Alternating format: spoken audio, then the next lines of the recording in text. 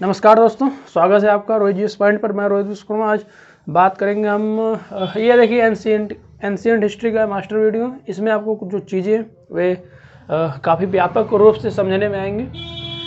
हमने जो कोशिश किया ना कि गागर में सागर भर दे, ये वाला काम किया। मतलब कि जो हम ये जो एंशिएंट पार्ट है, देखिए ये जो आपको दिख तो कुछ नहीं रहा होगा ना, ये जो चीज़ें आपको दिख नहीं रहेंगी, लेकिन हम कोशिश करेंगे कि इसको आपके पास हम एक एक लाइन से पूरा एक एक चीज़ आपके दिमाग मनोमस्तिष्क में इसको पूरी तरह से व्यवस्थित कर सकते हैं, बिठा सकें। तो हमारा यही कोशिश रहेगा कि आप लोग बस एक काम करें, जो बाहरी वातावरण का ना, जो बाहरी मोह माया, उससे थोड़ा सा अलग होकर मेरी बातों को सुनने की कोशिश करिए। जिससे आपको जो एंशिएंट पार्ट है ना, हिस्ट्री का जो एंशिएंट पार्ट है, उसको समझने में काफ़ी आसानी होगी। तो यह देखिए, अगर ये रिवीजन का बेस्ट तरीका, मान लीजिए आपका एग्ज़ाम्स आने वाले हैं, आज 1 अप्रैल है, तो नियर अबाउट मई और जून से जो एग्ज़ाम्स होंगे भी स्टार्ट हो जाएंगे। तो इसलिए जो आपको जो क्विक रिवीजन है बहुत ही लाभकारी होने वाला है। तो आइए शुरू करते हैं। देखिए जो इतिहास है ना,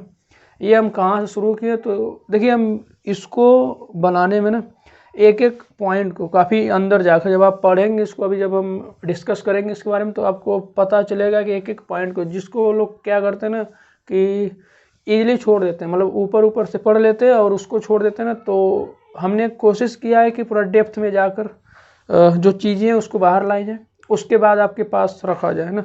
तो आइए शुरू करते। तो देखिए ये हम बता देते कहाँ से कहाँ तक है। ये देखिए जो एंशिएंट हिस्ट्री का पार्ट 1 है, इसके बाद पार्ट 2 भी आएगा, क्योंकि ये देखिए जो बौद्ध धर्म ना यहीं तक हो पाया। फिर इसके बाद आपका भी मगध है ना, मगध है, फिर महाजनपद है, इसके बाद चलता रहेगा। तो ये पार्ट 1 है एंशिएंट हिस्ट्री का पार्ट 1। तो पार्ट 2 जल्दी ही आएगा।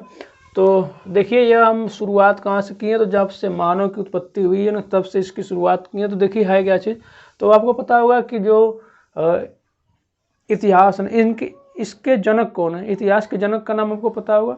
तो उनके जो जनक है उनका नाम हेरोडोटस है, और इनकी जो पुस्तक है, उनकी पुस्तक का नाम है हिस्टोरिका। ठीक है। और अगर हम बात करें इतिहास होता क्या ना, तो इतिहास देखिए किसी व्यक्ति समाज देश से संबंधित जो महत्वपूर्ण विशिष्ट पारस्परिक जो अगर उसका कालानुक्रमांक यानी कि कालानुक्रमांक यानी पीरियड वाइज अगर उसको हम डिस्कस करें, तो उसको हम बोलते हैं इतिहास ना। देखिए इसमें कुछ कुछ चीज़ों का ज़रूरी होना होता है। देखिए आज ये हम बात करें अगर इतिहास में ना, इतिहास जो है, जो हिस्ट्री है ना, यह कैसे पता चला ना, लोगों को कैसे पता चला, तो इसका कुछ सोर्स होंगे ना, जिसको हम क्या बोलते हैं, पुरातात्विक स्रोत। तो देखिए जो यह सोर्स है, ये किससे हमको इतिहास के बारे में जानकारी मिलती है। तो पहला क्या हो जाएगा, अभिलेख, सिक्के हो जाएगा। इसके साथ आपका स्मारक हो गया, भवन, मूर्तियाँ, बर्तन ना, ये सब जो पहले के जो काल थे ना, जो टाइम पीरियड जो बहुत पहले का है, उसमें जो पाए जाने वाले हैं, इसी से जो हमारे इतिहासकार थे ना, उन्होंने इसी से जो निष्कर्ष निकाला, फिर उसी को पूरा लिख दिया, तो वही इतिहास है। तो हम बात करेंगे, देखिए सबसे पहले हम ईसापुर और ईसा की बात करेंगे ना।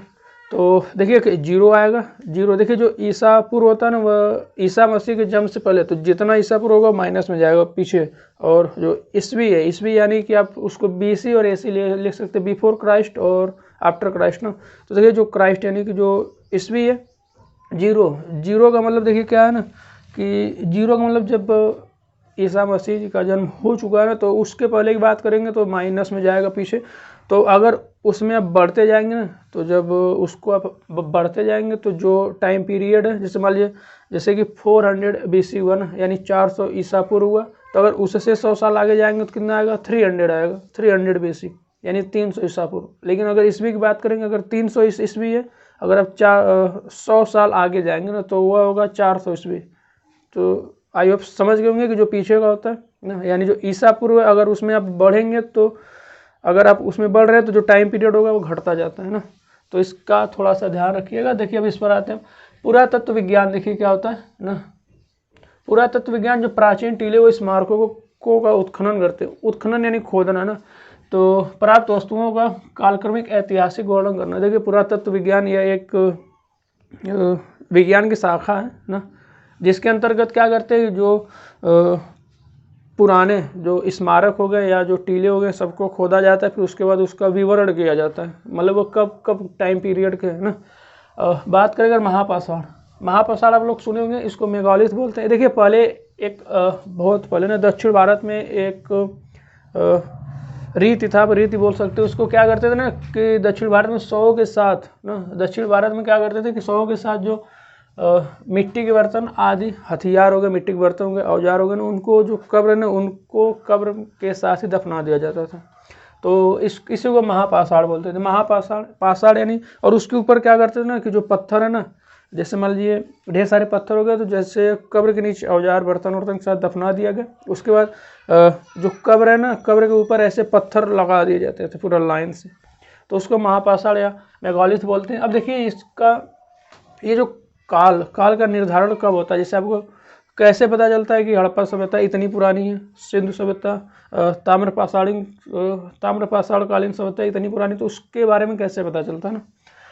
तो पता करने का जो सोर्स है, मतलब किस तरीके से पता चलता है ना, कौन सा तरीका है, तो वह कार्बन 14, जिसको आप कार्बन डेटिंग विधि भी बोलते हैं।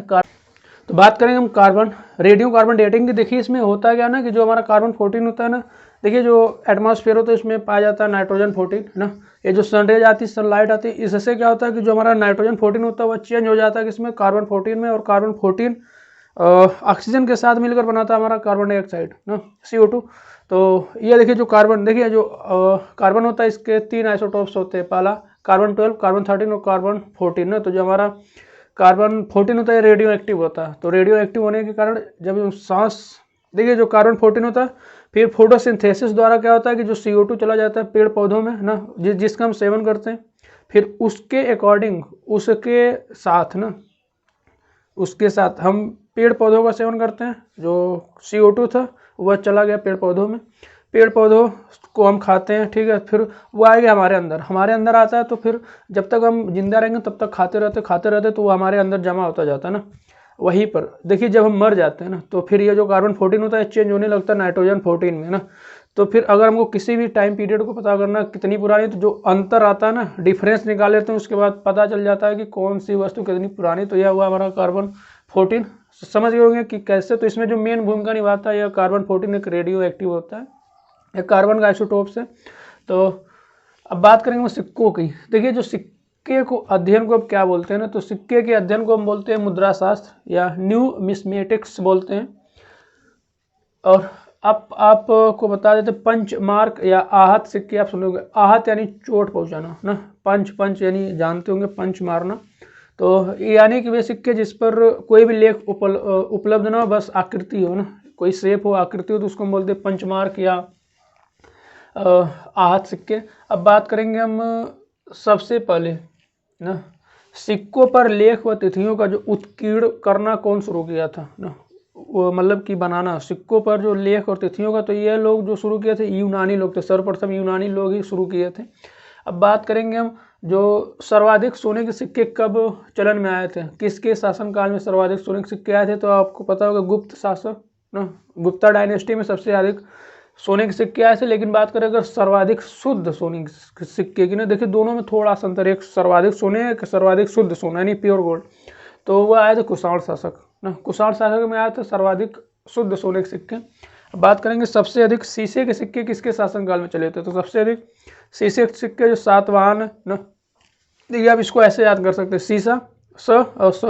तो सातवाहन छोटा सा अंतर है, वो बड़ा सा है छोटा सा, लेकिन स और स, शीशा का स ले लीजिए, इसका सातवाहन शीशे का जो चलन आया था ना, जो शीशे की मुद्रा थी सबसे अधिक वो सातवाहन काल में थी। अब हम बात करेंगे अभिलेख। आपको पता होगा अभिलेख, देखिए क्या होता है, जो पत्थरों पर ना लिखवा देते, जो राजा महाराजा थे जो युद्ध करते थे या अपना जो संदेश देना चाहते थे ना, तो वो एक पत्थरों के पर लिखवा दे, उसको अभिलेख बोलते हैं। और इसको हम शिलालेख भी बोल सकते हैं। अभिलेख के अध्ययन को मतलब किसी भी जगह अगर कोई भी चीज़ उत्कीर्ण हो चुका, कोई राजा महाराजा बहुत पहले की लिखवा दे, तो उसको हम अभिलेख बोलेंगे।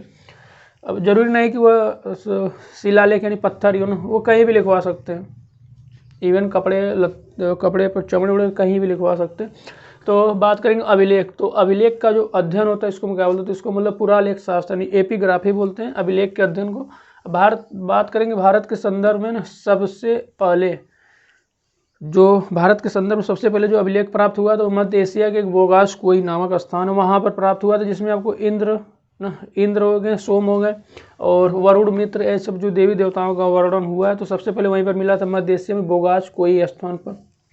बात करेंगे अभिलेख व पुराने दस्तावेजों के जो अध्ययन करते हैं ना, जो अभिलेख के जो और जो दस्तावेज होगा जो बहुत न, तो उसका जो अध्ययन करते हैं उसको हम क्या बोलते हैं, तो उसको हम बोलते हैं पुरालिपि शास्त्र या पेलियोग्राफी ना, यानी जो अभिलेखों का अध्ययन करते हैं उसको हम क्या बोलते हैं, पुरालेख शास्त्र या पेलियोग्राफी, पुरालिपि शास्त्र। देखिए एक था अभिलेखों का अध्ययन करना, एक अभिलेखों की जो तिथियों का अध्ययन करना ना, तो तिथियों के अध्ययन को बोलते हैं पुरालिपि शास्त्र या पेलियोग्राफी। अब अभिलेख में कुछ लिपि यूज हुई होगी ना, अभिलेख में कुछ लिपि यूज हुई होगी। लिपि यानी कि जो जैसे मान लीजिए हम फॉन्ट बोलते हैं उसको फॉन्ट ना, जैसे आप लोग देवनागरी लिपि देखेंगे क ख ग लिखा रहता है, उसी तरह लिपि होती है ना। तो अशोक के जो अधिकतर अभिलेख है उसमें ब्राह्मी लिपि यूज हुआ है, जो बाएं से दाएं लिखी जाती है। जैसे हम लोग लिखते हैं अपनी देवनागरी लिपि लिखते हैं ना, क ख ग कोई भी लिखना हुआ तो हम इधर से शुरू करते हैं, ऐसे लिखते जाते हैं, तो उस तरह वो ब्राह्मी लिपि थी। और खरोष्टी लिपि भी यूज होती थी जो दाएं से बाएं लिखी जाती थी, खरोष्टी दाएं से बाएं, ब्राह्मी बाएं से दाएं। इसके साथ यूनानी और अरमाइक लिपि भी थी। यूनानी और अरमाइक लिपि देखिए क्या था ना कि ये जो पाकिस्तान और अफगानिस्तान में पाया गया अशोक के अभिलेख है उसमें पाया जाता है यूनानी और अरमाइक लिपि। अब बात करेंगे हम कुछ प्रमुख जो इम्पोर्टेंट अभिलेख हैं उसके बारे में। तो जो भारत का सर्वप्रथम उल्लेख किस अभिलेख में मिला था तो वह हाथी गुम्फा अभिलेख है, जो कि कहाँ किस शासक ने उसको बनवाया था, किस शासनकाल में, तो कलिंग नरेश खारवेल थे। हाथी गुम्फा अभिलेख कलिंग नरेश खारवेल। इसके बाद करेंगे एहोल अभिलेख किसके शासनकाल में, तो जो उसके शासक थे पुलकेशिन द्वितीय ना, पुलकेशिन द्वितीय थे। नासिक अभिलेख जो है गौतमी बलश्री थे, शासक थे उस टाइम। जो जूनागढ़ अभिलेख है ना, जूनागढ़ अभिलेख, जूनागढ़ आप लोग जानते होंगे, ये किसके शासनकाल में आया लिखवाया गया था, तो रुद्रदामन, यह रुद्रदामन के शासनकाल में।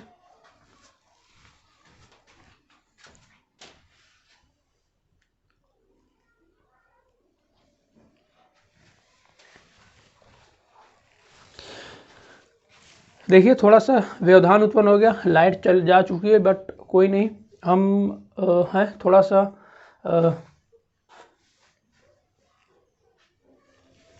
देखते हैं चीज़ें आ रही है तो फिर हम शुरू करेंगे, क्योंकि इसमें दिखेगा ना हमको बस एक्सप्लेन करना है तो हम एक्सप्लेन कर देते हैं, क्योंकि लाइट जा चुकी है, लाइट पता नहीं आएगी क्योंकि हवाएं बहुत तेज़ चल रही हैं। तो आइए हम इसको शुरू करते हैं, इसको समाप्त भी कर देंगे वैसे भी तो कोई बात नहीं। तो देखिए जूनागढ़ अभिलेख ना, लाइट का थोड़ा सा इशू रहेगा बट कोई नहीं। जूनागढ़ अभिलेख रुद्रदामन शासनकाल में हुआ था। फिर इसके बाद प्रयाग स्तंभ, यह समुद्रगुप्त जो शासक थे उसके शासनकाल में हुआ था। मंदसौर अभिलेख हुआ था मालवा नरेश यशोवर्मन, जो हमारा मंदसौर अभिलेख है मालवा नरेश यशोवर्मन।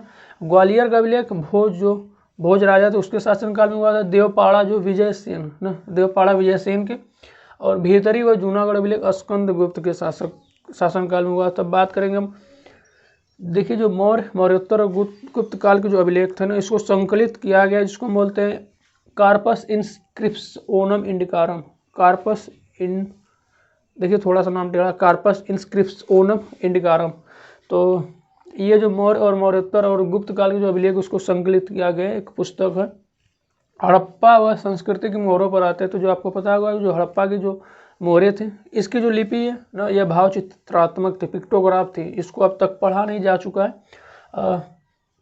बात करेंगे कब के, तो 2500 ईसा पूर्व की है। 2500 ईसा पूर्व की जो हड़प्पा लिपि है उसको भी पढ़ा नहीं जा चुका है, जो हड़प्पा मोहरों पर उत्कीर्ण हुई है। अब बात करेंगे सबसे पुराने जो अभिलेख जो पढ़े जा चुके हैं ना, तो वे अशोक के शिलालेख थे, जिसको पढ़ने का श्रेय जाता है जेम्स प्रिंसेप थे 1837 में। 1837 में था, अशोक के शिलालेख थे जो सबसे पहले पढ़े गए थे। यह जो जेम्स है यह बंगाल में ईस्ट इंडिया कंपनी में काम करते थे, अधिकारी थे, उन्होंने पढ़ा था 1837 में। अब यूनानी भाषा में जो लिपि लिखी गई है ना, कुछ यूनानी भाषा में भी लिपि लिखी गई, उसका हम नाम बता देते हैं। पेरिप्लस ऑफ द इरिसियन सी और टॉलमी की ज्योग्राफी ना, इससे हमको यूनानी भाषा का पता चलता है। और कास्मस इंडिका प्लेट्स, देखिए अब कुछ चीनी लेखक आए थे, चीनी जो वहाँ से अगर यहाँ पर घूमने के लिए आते थे। तो पहला है फायान, नाम सुना होगा आपने। फायान कब आया था? तो ये बौद्ध भिक्षु था। 399 से 414 ईस्वी में आया था। फायान आया था 399 से 414 ईस्वी तक, इसके बीच में यह था। यह चंद्रगुप्त द्वितीय जो गुप्त शासक थे उसके टाइम पीरियड में आया था। जो उस टाइम शासक था गुप्ता डायनेस्टी का, चंद्रगुप्त द्वितीय, उसके शासनकाल में आया था फायान। और इसकी जो रचना इसने जो रचना किया था फो क्यों की, थोड़ा सा ध्यान सुनिएगा, फो क्यों की रचना किया था चंद्र फायान। इसके बाद आया था कॉस्मॉस इंडिका प्लेयर्स, यह एक यूरोप यात्री है ना, जो आया था 535 ईस्वी में। यह क्या किया था? देखिए कॉस्मॉस इंडिका प्लेट्स है, यूरोप यात्री था जो आया था 535 ईस्वी में। अब वेन सॉन्ग आया था, इसका नाम युआंग चोंग था। वेन सॉन्ग कब आया था? तो वेन सॉन्ग आया था 629 ईसा पूर्व में, 629 ईस्वी में आया था। और यह हर्षवर्धन के शासनकाल में आया था। वेन सॉन्ग हर्षवर्धन के शासनकाल में आया था। इसकी जो रचना है वह सी यू की। देखिए सब चाइनीज है ना, तो चाइनीज लोगों का जो नाम होता है ना थोड़ा सा अटपटा होता है, लोग क्या लिख देते हैं। तो इसका जो रचना का नाम है सी यू की है। अब इसका एक मित्र था जिसका नाम था वी ली ना, जिसने वेन सांग की जीवनी लिखी। जीवनी किसने लिखी थी? इसका एक मित्र था जिसका नाम था वी ली। अब अलबरूनी नाम सुना होगा आपने ना। अलबरूनी देखिए महमूद गजनबी के टाइम पीरियड में आया था, जब महमूद गजनबी के साथ आया था उसका समकालीन था। इसने किताबुल हिंद या तहकीक ए हिंद लिखा था। कौन लिखा था? तो अब अलबरूनी ना। आपको अल मसूदी का नाम सुने होंगे, जिसने जो महिपाल करके जो राष्ट्रकूट शासक था उसके शासनकाल में आया था अल मसूदी। 941 से 943 टाइम पीरियड इसका, 941 से 943 अल मसूदी। इसी ने जो मानसून जो हम लोग बोलते हैं यूज करते ना, इसी ने दिया था, अल मसूदी ने दिया था मानसून के जो हम लोग यूज करते हैं कि मानसून आने वाला जो बरसात के टाइम में। तो ये महिपाल करके राष्ट्रकूट शासक था उसके टाइम पीरियड में आया था। और इत्सिंग आया था 7वीं शताब्दी में आया था। नालंदा और विक्रमशिला के जो टाइम पीरियड में आया था वो इत्सिंग था। अब बात करेंगे प्रस्तर युग। अब देखिए यहाँ से मानव की उत्पत्ति के बारे में शुरुआत करेंगे, तो उसको प्रस्तर युग या आदि मानव बोलते हैं ना। तो आपको पता होगा कि जो मानव का जो पालना किसको बोलते हैं? तो वो अफ्रीका को बोलते हैं। यानी कि जो मानव की उत्पत्ति शुरू हुई थी कहाँ? अफ्रीका से, पूर्वी अफ्रीका से। उसके बारे में चर्चा करेंगे। तो जो हमारी मानव की उत्पत्ति का विकास ना आज से 50,000 से 1 लाख वर्ष पूर्व हुई है। ठीक है, आज से 50 लाख से 1,000 साल, 50,000 से 1 लाख वर्ष पूर्व, 50,000 से 1 लाख वर्ष पूर्व हुई थी।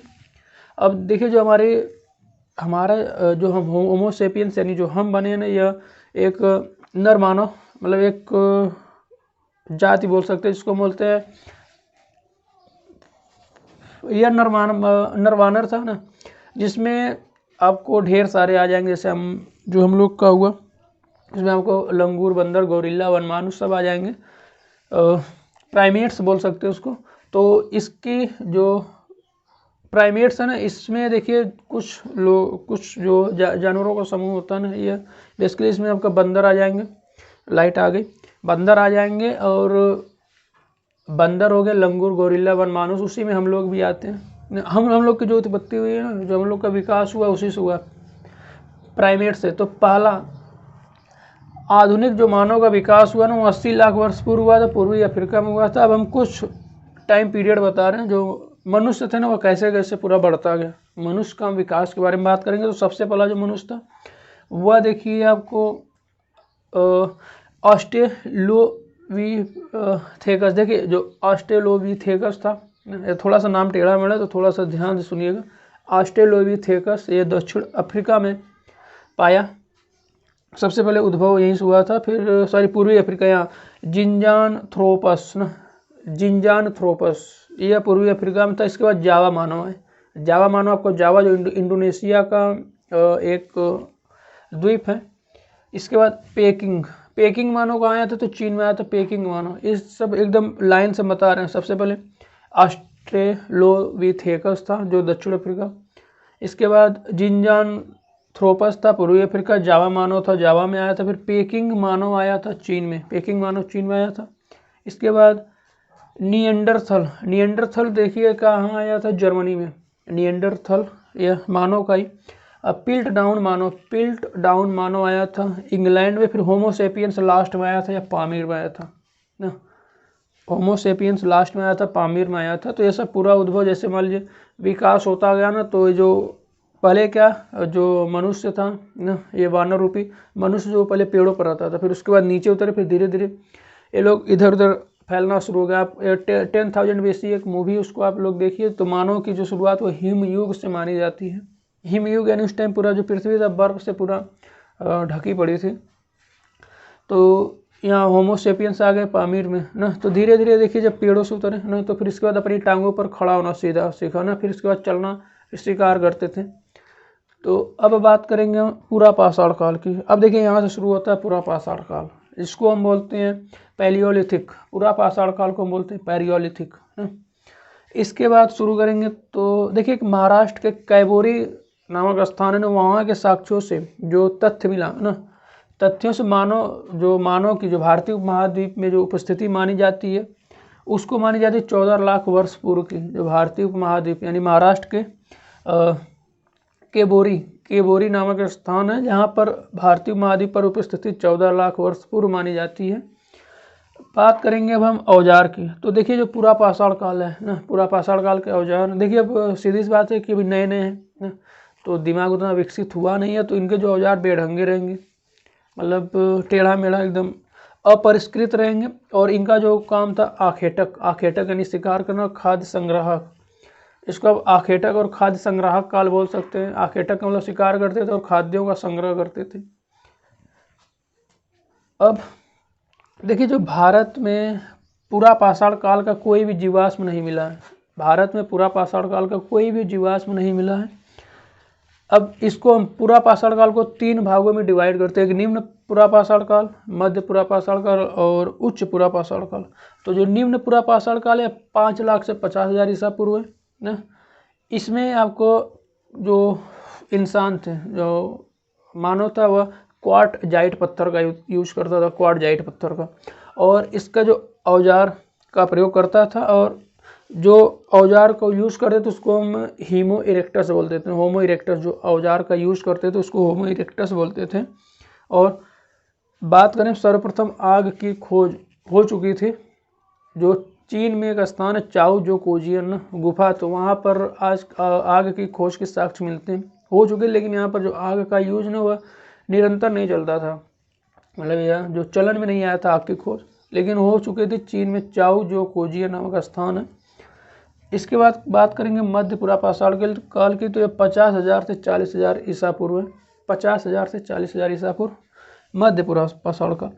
इसमें जो पत्थर का यूज होगा जैस्पर, चार्ट और फ्लिंट पत्थर आ जाएंगे। फलक देखिए ये क्या काम करते थे ना, फलक संस्कृति इसको बोला जाता है जो मध्य पूरा पाषाण काल, क्योंकि जितने भी औजार थे फलक यानी कैसे चौड़े टाइप थे ना, चौड़े चौड़े इनके जो औजार थे, इसलिए इसको फलक संस्कृति भी बोला जाता है। इनके जो औजार थे उस टाइम फलक हो गया, वेधनी, जिसको आप छेनी बोलते हैं, छेदनी बोल सकते हैं। और इन्होंने कुत्ते को पालना शुरू किया था मध्य पाषाण काल में। मध्य पूरा पाषाण काल में कुत्ते को पालना शुरू किया था। और श्रृंगार साधन मतलब जो कानून में जो हड्डियों का पालते थे ना, वह शुरुआत हो चुका था मध्य पूरा पाषाण काल में। यानी कि कुत्ते को पालना और श्रृंगार साधन करना यह मध्य पूरा पाषाण काल में शुरू हो चुका था। इसके बाद बात करेंगे उच्च पूरा पाषाण काल की। उच्च पूरा पाषाण काल का जो हमारा पीरियड है वह 40,000 से 10,000 BC है ना। इस टाइम जो औजार से ब्लेड की तरह पतले धारदार थे, मतलब दिमाग उनका बहुत ज़्यादा विकसित हो गया था। तो इनके जो अब देखिए जो होमोसेपियंस है ना, उच्च पूरा पाषाण काल में होमोसेपियंस पूरा बन गए थे। अब बात करेंगे मध्य पाषाण काल की, जिसको हम मेसोलिथिक बोलते हैं। तो देखिए जो मध्य पाषाण काल है ना, इसमें जो जीवन था आखेटक यानी शिकार करना, और इसके साथ पशुपालन। देखिए कुत्ते को पालना सीख गए थे, तो अब ये अन्य जानवरों को भी पालना सीखेंगे। तो मध्य पाषाण काल मेसोलिथिक में कुत्ते को पालना, इसके बाद और अन्य जानवरों को दूध। देखिए धीरे धीरे लोग क्या किए ना कि मांस पर आधारित थे, तो इन्होंने जानवरों को पालना शुरू कर दिया और उन्हीं का मांस का सेवन करते थे। अब बात करेंगे भारत में मध्य पाषाण काल की जो जानकारी मिली है ना, तो सबसे पहले C.L. कार्लाइल, इनका नाम था C.L. कार्लाइल, जो 1867 में किए थे ना। ये देखिए जो विंध्य क्षेत्र यानी आपका जो मिर्ज़ापुर का एरिया है, इंडिया के बीच में जाएंगे तो बीचों बीच है विंध्य। तो यहाँ से मध्य पाषाण काल की जो जानकारी मिली थी 1867 में, जिनका नाम है C.L. कार्लाइल, इन्होंने साक्ष्य को देखा था। अब बात करेंगे इनका कार्य क्या था, तो इनका कार्य था शिकार करना, मछली पकड़ना, खाद्य वस्तुओं का संग्रह करना। शिकार, मछली पकड़ना और खाद्य वस्तुओं का संग्रह करना। इनके जो औजार थे सूक्ष्म पत्थर के थे ना, और जिसको हम बोलते हैं माइक्रोलिथ। इनके जो औजार थे सूक्ष्म पत्थर के थे, जिसको माइक्रोलिथ बोलते हैं। और इनका जो स्थान था मध्य प्रदेश हो गया, आजमगढ़ राजस्थान के बागोर हो गया। अब बात करेंगे और पशुपालन के साक्ष्य जो 5000 ईसा पूर्व के मिले हैं ना, कहाँ पर, बागोर में। पशुपालन के साक्ष्य मिले हैं बागोर में 5000 ईसा पूर्व। मध्य, अब देखिए मध्य पाषाण काल समझ गए होंगे। अब नव पाषाण काल, नियोलिथिक। देखिए नव पाषाण काल को हम बोलते हैं नियोलिथिक ना। यहाँ पर जो मानव था वह स्थिर हो चुका था। मानव घर और बनाकर रहना शुरू कर दिया था, स्थिर हो चुका था। अब इसका जो काम था वो खाद्य उत्पादक था और खेती करना, ये खेती करना शुरू कर दिया था मानव। ये कृषि भी करता था, अब पशुपालन भी करता था, और पहिए का आविष्कार हो चुका था ना।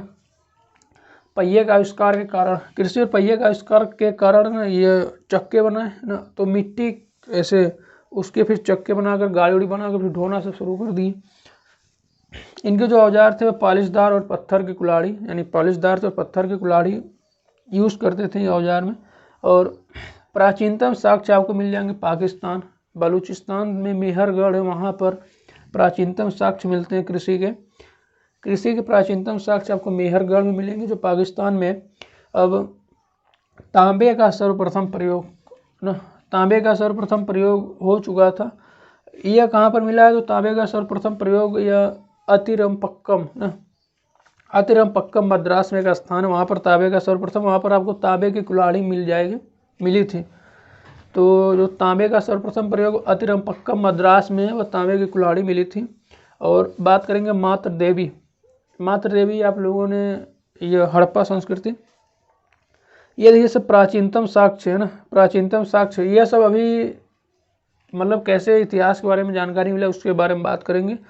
तो तांबे का सर्वप्रथम प्रयोग मिला था अतिरमपक्कम मद्रास में, एक स्थान जहाँ पर तांबे की कुल्हाड़ी मिली थी।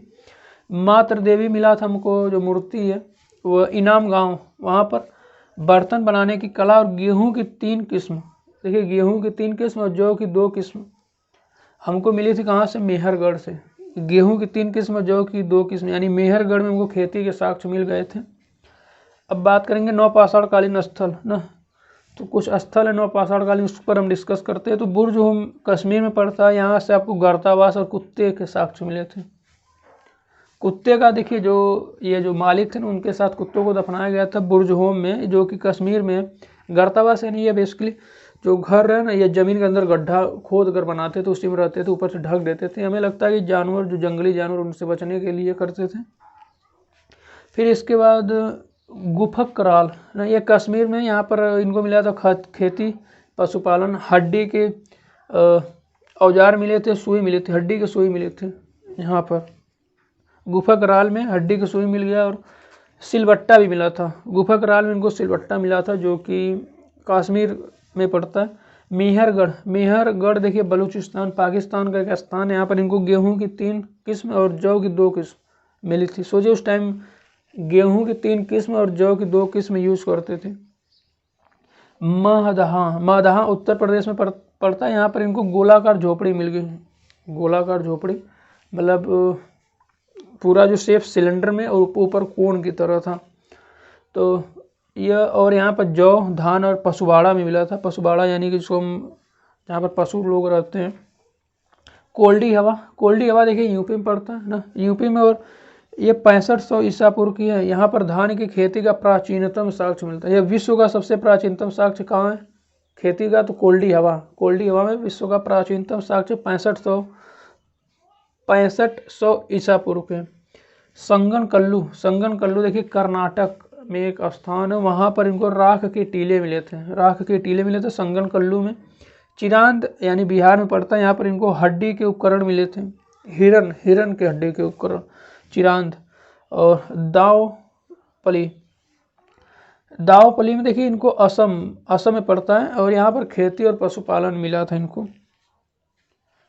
अब आते हैं हम ताम्रपाषाण युग। अब देखिए नवपाषाण काल में ही शुरू होता है, ताम्र पाषाण काल ना। तो ताम्र पाषाण काल इसको हम कैल्कोलिथिक बोलते हैं, कैल्कोलिथिक ताम्र पाषाण काल। यहाँ पत्थर और तांबा के औजार ना, इसमें देखिए ताम्र पाषाण काल में जो पत्थर और तांबा दोनों को मिक्स करके औजार बनाया जाएगा। तो यहाँ पर बात करें तो जो बस्ती है यह दक्षिण पूर्व राजस्थान में मिली, मध्य प्रदेश के पश्चिमी भाग में मिली और पश्चिमी महाराष्ट्र में मिली है। इसके साथ दक्षिणी पूर्वी भारत में भी मिली है, यानी कि ये पूरा जो ओवरऑल इंडिया है ना, इसके पूर्व पश्चिम उत्तर दक्षिण साइड मिला। देखिए मध्य प्रदेश के पश्चिमी भाग यानी आपका बीच का आ जाएगा, दक्षिण पूर्वी राजस्थान यानी कि चला गया पश्चिम के साइड, यानी उसका जो पूर्वी भाग है। अब हम बात करेंगे यहाँ पर स्थान की, मतलब ताम्र पाषाण युग में कुछ स्थान आए होंगे, वो कौन कौन से स्थान। तो इनाम गांव, इनाम गांव में देखिए यह कहाँ पड़ता है, यह महाराष्ट्र में इनाम गांव, यह ताम्र पाषाण कालीन स्थल है। इनाम गांव महाराष्ट्र पड़ता है। गोलाकार गड्ढों के काम, देखिए इनाम गांव में ना गोलाकार गड्ढों के मकान मिले थे, इनाम गांव में गोलाकार गड्ढों के मकान मिले थे जो कच्ची मिट्टी के बने थे। दायमाबाद में आपको महाराष्ट्र पड़ता है, दायमाबाद भी। यहाँ पर तांबे की चार वस्तुएं मिली थी, खिलौने बोल सकते हैं, जहाँ पर रथ चलाता मनुष्य, हाथी, सांड और गैंडा ना, ये चार चीज़ें मिली थी। कहाँ पर मिली थी? दायमाबाद में। फिर से सुन लीजिए, दायमाबाद में रथ चलाता मनुष्य, हाथी, सांड और गैंडा, चार चीज़ें मिली थी। इसके बाद अब नवदा टोली की बात करेंगे। नवदा टोली महाराष्ट्र में पड़ता है ना, नवदा टोली महाराष्ट्र पड़ता है और यहाँ पर चित्रित काले मृदभांड पाए जाते थे। मृदभांड यानी मिट्टी के बर्तन। और अब बात करेंगे हम नेवासा, नेवासा भी देखिए महाराष्ट्र में पड़ता है और यहाँ पर मिला था पटसन का प्रथम साक्ष्य। पटसन क्या होता है ना, रस्सी बनाई जाती है इसकी, पटसन का प्रथम साक्ष्य मिला था नेवासा में। और दायमाबाद, अब देखिए यहाँ पर जो मातृ देवी की पूजा होती थी और इसमें कलश समाधान भी होता था। जो ताम्र पाषाण युग है ना, इसमें कलश समाधान यानी जो छोटे बच्चे होते हैं ना, अगर वे मर जाते तो उनको एक कलश में पूरा भर कर उसी तरह दफना दिया जाता था। अब बात करेंगे हम इनका जो धर्म का जो प्रतीक था, सिंबल ना, सिंबल आप रिलीजियस बोल सकते हैं, वह था वृषभ यानी सांड ना, ऑक्स जिसको बोलते हैं, ये इनके धर्म का प्रतीक था। अब सर्वप्रथम ताम्र पाषाण काल में ही जो गांव बसाए गए, बड़े बड़े गांव बसाए गए, किसमें बसाए गए? ताम्र पाषाण काल में बसाए गए थे। अब बात करते हैं दक्षिण भारत में ना, तो दक्षिण भारत को उस टाइम लौह युग बोला जाता था। 1000 ईसा पूर्व में लोहे की खोज हो जाती है। तो देखिए लौह युग अब शुरू होगा, तो इसमें क्या लगभग मोटे में हम 1000 मान लेते हैं, लेकिन दक्षिण भारत में 1100 ईसा पूर्व में होती लोहे की खोज। तो इसको हम महापाषाणिक संस्कृति भी बोलते हैं, 1000 ईसा पूर्व में। लोहे की देखिए क्या क्या चीज़ बनेगा ना, तो लोहे की ढेर सारी सामानें बन जाएंगे। इससे देखिए आपको कुल्हाड़ी मिल जाएगा, कुल्हाड़ी हो गया, चपटी लोहे की कुल्हाड़ी हो गया, जिसको पकड़ने के लिए लोहे के दस्ते बनाए जाते थे ना, लोहे के मतलब कि जैसे कुल्हाड़ी हुआ ना, तो इसमें जो हाथ से पकड़ते हैं ना, उसको भी पकड़ने के लिए लोहे का बनाया जाता है। जिससे इन्होंने क्या किया कि जो जंगल थे ना उसको काटना शुरू कर दिए, काटना शुरू कर दिए, ज़्यादा से ज़्यादा जो एरिया होगा उसको अपने खेती के योग्य बनाएंगे। अब देखिए लोहे से क्या क्या बनाते हैं, तो ये लोहे से बनाएंगे फावड़ा, बेलने, खुर्ची, कुदालें, हंसियाँ, फरसें, और इसके साथ हो गया फान हो गया, सब्बल हो गया, बर्छे हो गए, छुरे हो गए, छेनी हो गई, ये सब चीज़ें बनाएंगे, तलवारें बनाएंगे, त्रिशूल बनाएंगे ना। इनसे देखिए जो ये सब बन जाएगा तो इनको शिकार करना भी आसान हो जाएगा, खेतों को जुताई करना है ना, तो इससे ये लोग फिर स्थिर हो जाएंगे एक जगह पर। फिर इसके बाद समाधान विधियाँ हम देखते हैं इसी के अंतर्गत। लौह युग यानी जो हमारा महापाषाणिक काल, इसी में समाधान विधियाँ देखेंगे। समाधान विधियाँ में आंशिक समाधान था, पूर्ण समाधान था। पूर्ण समाधान के जो हमको साक्ष्य मिले वो नागार्जुन कोंडी से मिला है, नागार्जुन कोंडा से, मास्की से और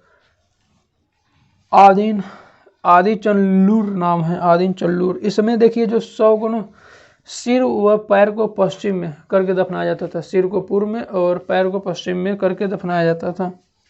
मृतक जो छोटे बच्चे, अभी कलश समाधान बताएं, मृतक जो कलश समाधान में क्या होता है, जो मृतक छोटे बच्चे थे उनको इस कलश में रख कर उसको मिट्टी में उसी तरह दफना दिया जाता था। अब हम बात करते हैं हड़प्पा संस्कृति। अब देखिए यहाँ से हड़प्पा संस्कृति शुरू होती है। अभी तक यह सब मानव की उत्पत्ति बहुत पीछे था। अब हड़प्पा संस्कृति देखिए, जो हड़प्पा संस्कृति इसको हम कांस्य युगीन संस्कृति बोलते हैं। देखिए कैसे कैसे टाइम चेंज हो रहा है ना। पहले ताम्र पाषाण संस्कृति आया, फिर दक्षिण भारत में लोह युग यानी कि लोहे की संस्कृति जिसको महापाषाणिक, फिर इसके बाद अब देखिए कांसा बन जाएगा ना। तो कांस्य युगीन संस्कृति, इसका जो सर्वप्रथम 1921 में जो हड़प्पा है ना, पाकिस्तान में का स्थान हड़प्पा, वहाँ पर खोजे जाने के कारण ना इसका नाम हड़प्पा संस्कृति रखा गया। यह भारतीय पुरातत्व विभाग के एक महानिदेशक थे जिसका नाम था जॉन मार्शल। जॉन मार्शल के निर्देशन में जो राय बहादुर दयाराम साहनी थे, 1921 में, और राखल दास बनर्जी थे 1922 में ना। दोनों लोग देखिए, जो राय बहादुर दयाराम साहनी थे हड़प्पा संस्कृति खोज किए थे, और जो राखल दास बनर्जी थे 1922, एक साल बाद इन्होंने मोहनजोदड़ो की खुदाई की है तो उससे साक्ष्य निकला था। तो अभी हम इसके बारे में डिस्कस करेंगे आगे। तो जो सिंधु घाटी सभ्यता, दोनों को मिलाकर बोलते हैं सिंधु घाटी सभ्यता। सिंधु घाटी सभ्यता इसलिए बोलते हैं ना कि यह जो स्थान है ना, यह सिंधु नदी है जो पाकिस्तान में बहती है, वहाँ से यह उसी के आसपास का पाया जाने वाला एरिया, इसलिए इसको सिंधु घाटी सभ्यता बोलते हैं। तो यहाँ पर हम बात करेंगे कुछ स्थल हैं, उसके वर्तमान क्षेत्र और उत्खनन क्षेत्र हैं, वर्ष हैं, और नदी है उससे क्या क्या प्राप्त साक्ष्य क्या क्या आए थे। तो हम बात करेंगे हड़प्पा संस्कृति की। यह देखिए इससे क्वेश्चन काफ़ी आ जाते हैं। तो हड़प्पा संस्कृति की बात करें तो कहाँ पर है, तो यह मोंटगोमरी जिला है ना पाकिस्तान में। हड़प्पा संस्कृति मोंटगोमरी जिला है पाकिस्तान में, वहाँ पर है। इसके जो उत्खनन जो करता है ना, वे कौन थे, तो राय बहादुर दयाराम साहनी थे उत्खनन करता। और इसका जो टाइम पीरियड वर्ष 1921 है। किस नदी के किनारे खोदी गई थी, तो रावी नदी है। इससे अन्न भंडार मिले थे, कांस्य गाड़ी मिली थी, पारदर्शी वस्त्र मिले थे, पारदर्शी वस्त्र पहने हुए एक मूर्ति मिली थी, गरुड़ चित्रित मुद्रा मिली थी, और मछुआरे का चित्र मिला था, कांस्य दर्पण मिला था। कांस्य दर्पण यानी कांस्य का एक दर्पण यानी शीशा मिला था। मोहनजोदड़ो देखिए लारकाना जिला है, सिंध प्रांत, ये भी पड़ता है पाकिस्तान में। इसके जो उत्खनन किए तो उनका नाम था राखल दास बनर्जी। एक साल बाद 1922 में, इसका जो टाइम पीरियड 1922 है, नदी थी सिंधु नदी। अब इससे क्या मिला था, एक विशाल स्नानागार। ये देखिए अभी इसके बारे में डिस्कस करेंगे, विशाल स्नानागार के बारे में। विशाल स्नानागार मिला था। इसके बाद पुरोहितों का आवास मिला था, महाविद्यालय भी मिला था, कांस्य से निर्मित नग्न मूर्ति मिली थी, यानी कि पूरा नग्न मूर्ति मिली थी, कांस्य से निर्मित थी। और इसके साथ दाढ़ी वाले पुजारी का चित्र भी मिला था, और एक सिंग वाले पशु की मुद्रा। थोड़ा सा खराश आ गया, थोड़ा सा पानी पी लेते हैं।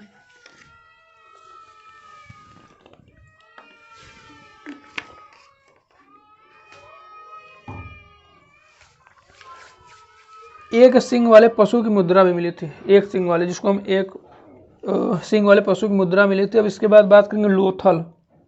देखिए जितने भी इंपॉर्टेंट पॉइंट है ना, सबको एकदम पूरा डिस्कस करेंगे। लोथल यह कहाँ पड़ता है, तो यह अहमदाबाद गुजरात में पड़ता है लोथल। इसका जो उत्खनन जो किए थे उनका नाम था रंगनाथ राव ना। ये इसका जो टाइम है 1955 है। देखिए जो 1955 है, यहाँ पर भोगवा, ये जो नदी है, जो लोथल किस नदी के किनारे, तो भोगवा नदी है। यहाँ पर इनको मिला था गोदीबाड़ा, और फिर इसकी एक बार और खुदाई हुई थी 1962 में ना। 1962 में खुदाई हुई थी, तो उस टाइम इनको मिला था अग्निवेदिका मिला था, हाथी दांत मिला था, फारस की मुहर मिली थी, 3 युग्मित समाधि यानी कि 3 समाधि थी, पूरा एक ही में जुड़ा था। और इसके साथ चालाक लोमड़ी का चिन्ह भी मिला था, चित्र मिला था चालाक लोमड़ी का। बात करेंगे कालीबंगा। कालीबंगा देखिए कहाँ पर है, कालीबंगा आपको यह पड़ता हनुमानगढ़ राजस्थान में। कालीबंगा हनुमानगढ़ राजस्थान में है। यह इसके जो उत्खनन करता कौन थे, तो ये थे अमलानंद घोष ना। इनका जो उत्खनन करता थे अमलानंद घोष थे कालीबंगा के। और यह 1953 और 1960 2 बार खोदी गई है। तो ये जो घाघरा नदी किनारे है, कालीबंगा जो घाघरा नदी किनारे, और यहाँ से जो मिले थे, यहाँ पर जुते हुए खेत के साक्ष्य मिले हैं, भूकंप के भी साक्ष्य मिले हैं। इसके बाद अग्निकुंड मिला था, अग्निकुंड भी मिला था, कहाँ से मिला था? कालीबंगा से। और अलंकृत ईंट भी मिली थी, कंगन भी मिला था, कंगन या चूड़ी दोनों। लकड़ी की नाली भी मिली थी, लकड़ी की नाली मिली थी कालीबंगा से ना। इसके बाद बात करेंगे चानूदड़ो की। चानूदड़ो देखिए एक स्थान है जो कहाँ पड़ता है, तो सिंध प्रांत में पड़ता है, जो पाकिस्तान का एरिया। इसके जो उत्खनन करता थे वो देखे NC मजूमदार, चानूदड़ो के थे NC मजूमदार। और यह पड़ता 1931 में, 1931 में चानूदड़ो पड़ता है, और यह सिंधु नदी के किनारे है। यहाँ पर आपको मिल जाएंगे मनके, मनके यानी जो कान में बांधते झुमके। यहाँ पर इनको मिला था, मनके बनाने का कारखाना मिला था, मनके बनाने का कारखाना मिला था। और लिपस्टिक मिली थी, लिपस्टिक जो लगाते हैं, लिपस्टिक मिल गई थी। कहाँ मिली थी? तो चानूदड़ो में मिली थी लिपस्टिक। और कान से गाड़ी मिला था, वक्राकार ईंट मिली थी, कंघा मिला था। 3 देखिए यहाँ पर 3 घड़ियालों व 2 मछलियों के अंक व मतलब यहाँ पर मोटे मोटे में देखा जाए तो आपको मनके बनाने का कारखाना मिल जाएगा, लिपस्टिक मिल जाएगा, कान से गाड़ी मिल जाएगा। अब हम बात करेंगे राखी गढ़ी। राखी गढ़ी भी देखिए एक स्थान है, ये कहाँ पर? तो हिसार हरियाणा में है। और इसके जो उत्खनन करता है सूरजभान थे। इसका जो टाइम पीरियड देखा जाए तो 1969 में घाघरा नदी के किनारे है राखी गढ़ी। इससे मिला था ताम्र उपकरण ना, ताम्र उपकरण मिला था, हड़प्पा लिपि मिली थी, हड़प्पा लिपि युक्त मुद्रा मिली थी। बनावली देखिए हिसार में पड़ता है, या RS बिष्ट नाम थे इन्होंने इसका जो खुदाई हुआ था तो RS बिष्ट के नेतृत्व में हुआ था। ये 1973 इसका टाइम पीरियड। या सरस्वती नदी के किनारे है। इससे मिट्टी का हाल मिला था, जिस खिलौना मिट्टी का हाल देखेंगे जब आप NCERT पढ़ेंगे तो उसमें मिट्टी का हाल का पूरा फोटो बना है, खिलौना। अब बात करते हैं इसका विस्तार। तो पहले बता देते जो हमारी सिंधु घाटी सभ्यता है ना, इसमें जो हड़प्पा संस्कृति, हड़प्पा सभ्यता, मोहनजोदाड़ो जो कुछ भी है, ये सब जो शहर मतलब नगरी सभ्यता है ना, इसका विस्तार देख लेते कहाँ से कहाँ तक है सिंधु घाटी सभ्यता का। तो हमारा उत्तर से शुरू होता है चिनाब नदी यानी जो मांडा, चिनाब नदी के बगल में एक स्थान है मांडा, जो कि जम्मू कश्मीर में उत्तर का एरिया बता रहे हैं। उत्तर में जम्मू कश्मीर के मांडा जो कि चिनाब नदी के किनारे स्थित है। वहाँ से लेकर दक्षिण में नर्मदा नदी है, वहाँ पर महाराष्ट्र में दायमाबाद स्थान वहाँ तक। और पूर्व की बात करें तो हिंडन नदी के बगल में आलमगीर करके एक स्थान है मेरठ में, जो कि उत्तर प्रदेश का स्थान है ना, वहाँ से यह पूर्व की। और पूर्व से यहाँ से यानी कि हिंडन नदी में एक स्थान आलमगीरपुर जो मेरठ में है उत्तर प्रदेश, इसको पूर्व से लेकर दास्क नदी जो सुतकांगे डोर जो कि बलूचिस्तान पाकिस्तान का स्थान है ना, वहाँ पर दास्क नदी, वहाँ पर यानी कि पूर्व में आलमगीर से लेकर पश्चिम में सुतकांगे डोर तक है। अगर इसका हम उत्तर से दक्षिण की लंबाई देखें तो 1400 किलोमीटर पड़ेगा, अगर पूर्व से पश्चिम देखें तो 1600 किलोमीटर पड़ेगा इसकी लंबाई की बात करें। अब बात करते हैं इसकी तिथि इसकी क्या है ना, टाइम पीरियड क्या है। ये जो संस्कृति इसकी हड़प्पा संस्कृति इसकी टाइम पीरियड क्या है, तो इसका टाइम पीरियड 2350 ईस्वी से लेकर 1750 ईस्वी तक। इसके क्षेत्रफल की बात करते हैं तो देखिए इसका तो पहली बार जो क्षेत्र बनेगा एक त्रिकोण की तरह बन रहा है, ट्राइंगल बन रहा है। यह शुरू हो रहा है मांडा से आलमगीर और दायमाबाद और सुतकांगे डोर तक ना। एक बार फिर से बता, उत्तर में मांडा, पूर्व में आलमगीरपुर, दक्षिण में दायमाबाद और पश्चिम में सुतकांगे डोर। इसके अगर एरिया की बात करें तो 12,99,600 वर्ग किलोमीटर है। एक बार फिर से बता दें 12,99,600 वर्ग किलोमीटर है इसका पूरा एरिया। अब इसको आप नगर योजना प्रणाली है या नगर योजना प्रणाली है जो, अब इसकी कुछ विशेषताएं स्पेसिफिकेशन है, इसको बताते हैं। जो इनके जो सड़कें होते हैं एक दूसरे को समकोण पर काटते हैं, यानी कि इनकी जो सड़कें भी एक दूसरे को, जैसे मान लीजिए यह हुआ तो ऐसे काटेंगे पूरा 90 डिग्री पर, इनकी जो मतलब एक चौराहा बनाएंगे पूरा। और इनके जो घरों का निर्माण होता है ना, सड़क के किनारे एक साइड से एक लाइन में रहेगा घरों का जो निर्माण है, और जो दरवाजे ना यह सड़क के साइड में ना खुलकर पीछे की साइड खुलते थे ना, दरवाजे इनके पीछे जो दरवाजे खिड़कियाँ थी ना वह रोड की साइड ना खुलकर पीछे की साइड खुलते थे। ऐसा इसलिए खुलता होगा कि रोड के साइड खुलेंगे तो एक्सीडेंट होने के चांसेस ज़्यादा रहते हैं। तो ये लोग बहुत दिमागदार थे। देखिए मोहनजोदाड़ो से हमको क्या मिला था, एक स्नानागार मिला था, ये दिख रहा होगा आपको स्नानागार, ये स्नानागार मिला था हमको मोहनजोदाड़ो से। इसकी बात करें तो इसका जो लंबाई था 11.88 मीटर था लंबा, और इसकी चौड़ाई बात करें तो 7.01 मीटर चौड़ा था। इसकी गहराई की बात करें तो 2.43 मीटर गहरा था। इसके मध्य में एक स्नाना कुंड था, नहाने के लिए स्नाना कुंड था। यह जो स्पेशली यूज़ किया जा रहा था ना, यह धर्मानुष्ठान में के टाइम जो स्नान किया जाता उसके लिए यूज़ किया जाता था। दूसरा मिला था अन्नागार। अन्नागार यानी अन्न को रखने का जगह, जिसको हम लोग गोडाउन बोलते हैं, गोदाम बोलते हैं, अन्नागार। इसकी लंबाई की बात करें तो 45.71 मीटर, इसकी चौड़ाई की बात करें तो 15.23 मीटर थी अन्नागार की। और यह हड़प्पा के दुर्ग में, जो हड़प्पा का जो दुर्ग यानी किला था ना, उसके अंदर 6 अन्नागार मिले थे। और कालीबंगा में कुएँ मिले थे, हर घर में कुएँ मिले थे कालीबंगा में। कृषि की बात करें, इसमें जो कृषि थी वे गेहूँ, जौ, राई, मटर, तिल और सरसों। इसके साथ जो कपास का श्रेय भी सिंधु के लोगों को ज़्यादा, सिंधु घाटी सभ्यता के लोगों को ज़्यादा कपास का श्रेय, क्योंकि इन्होंने ये सबसे पहले कपास की खेती की जो शुरुआत की थी।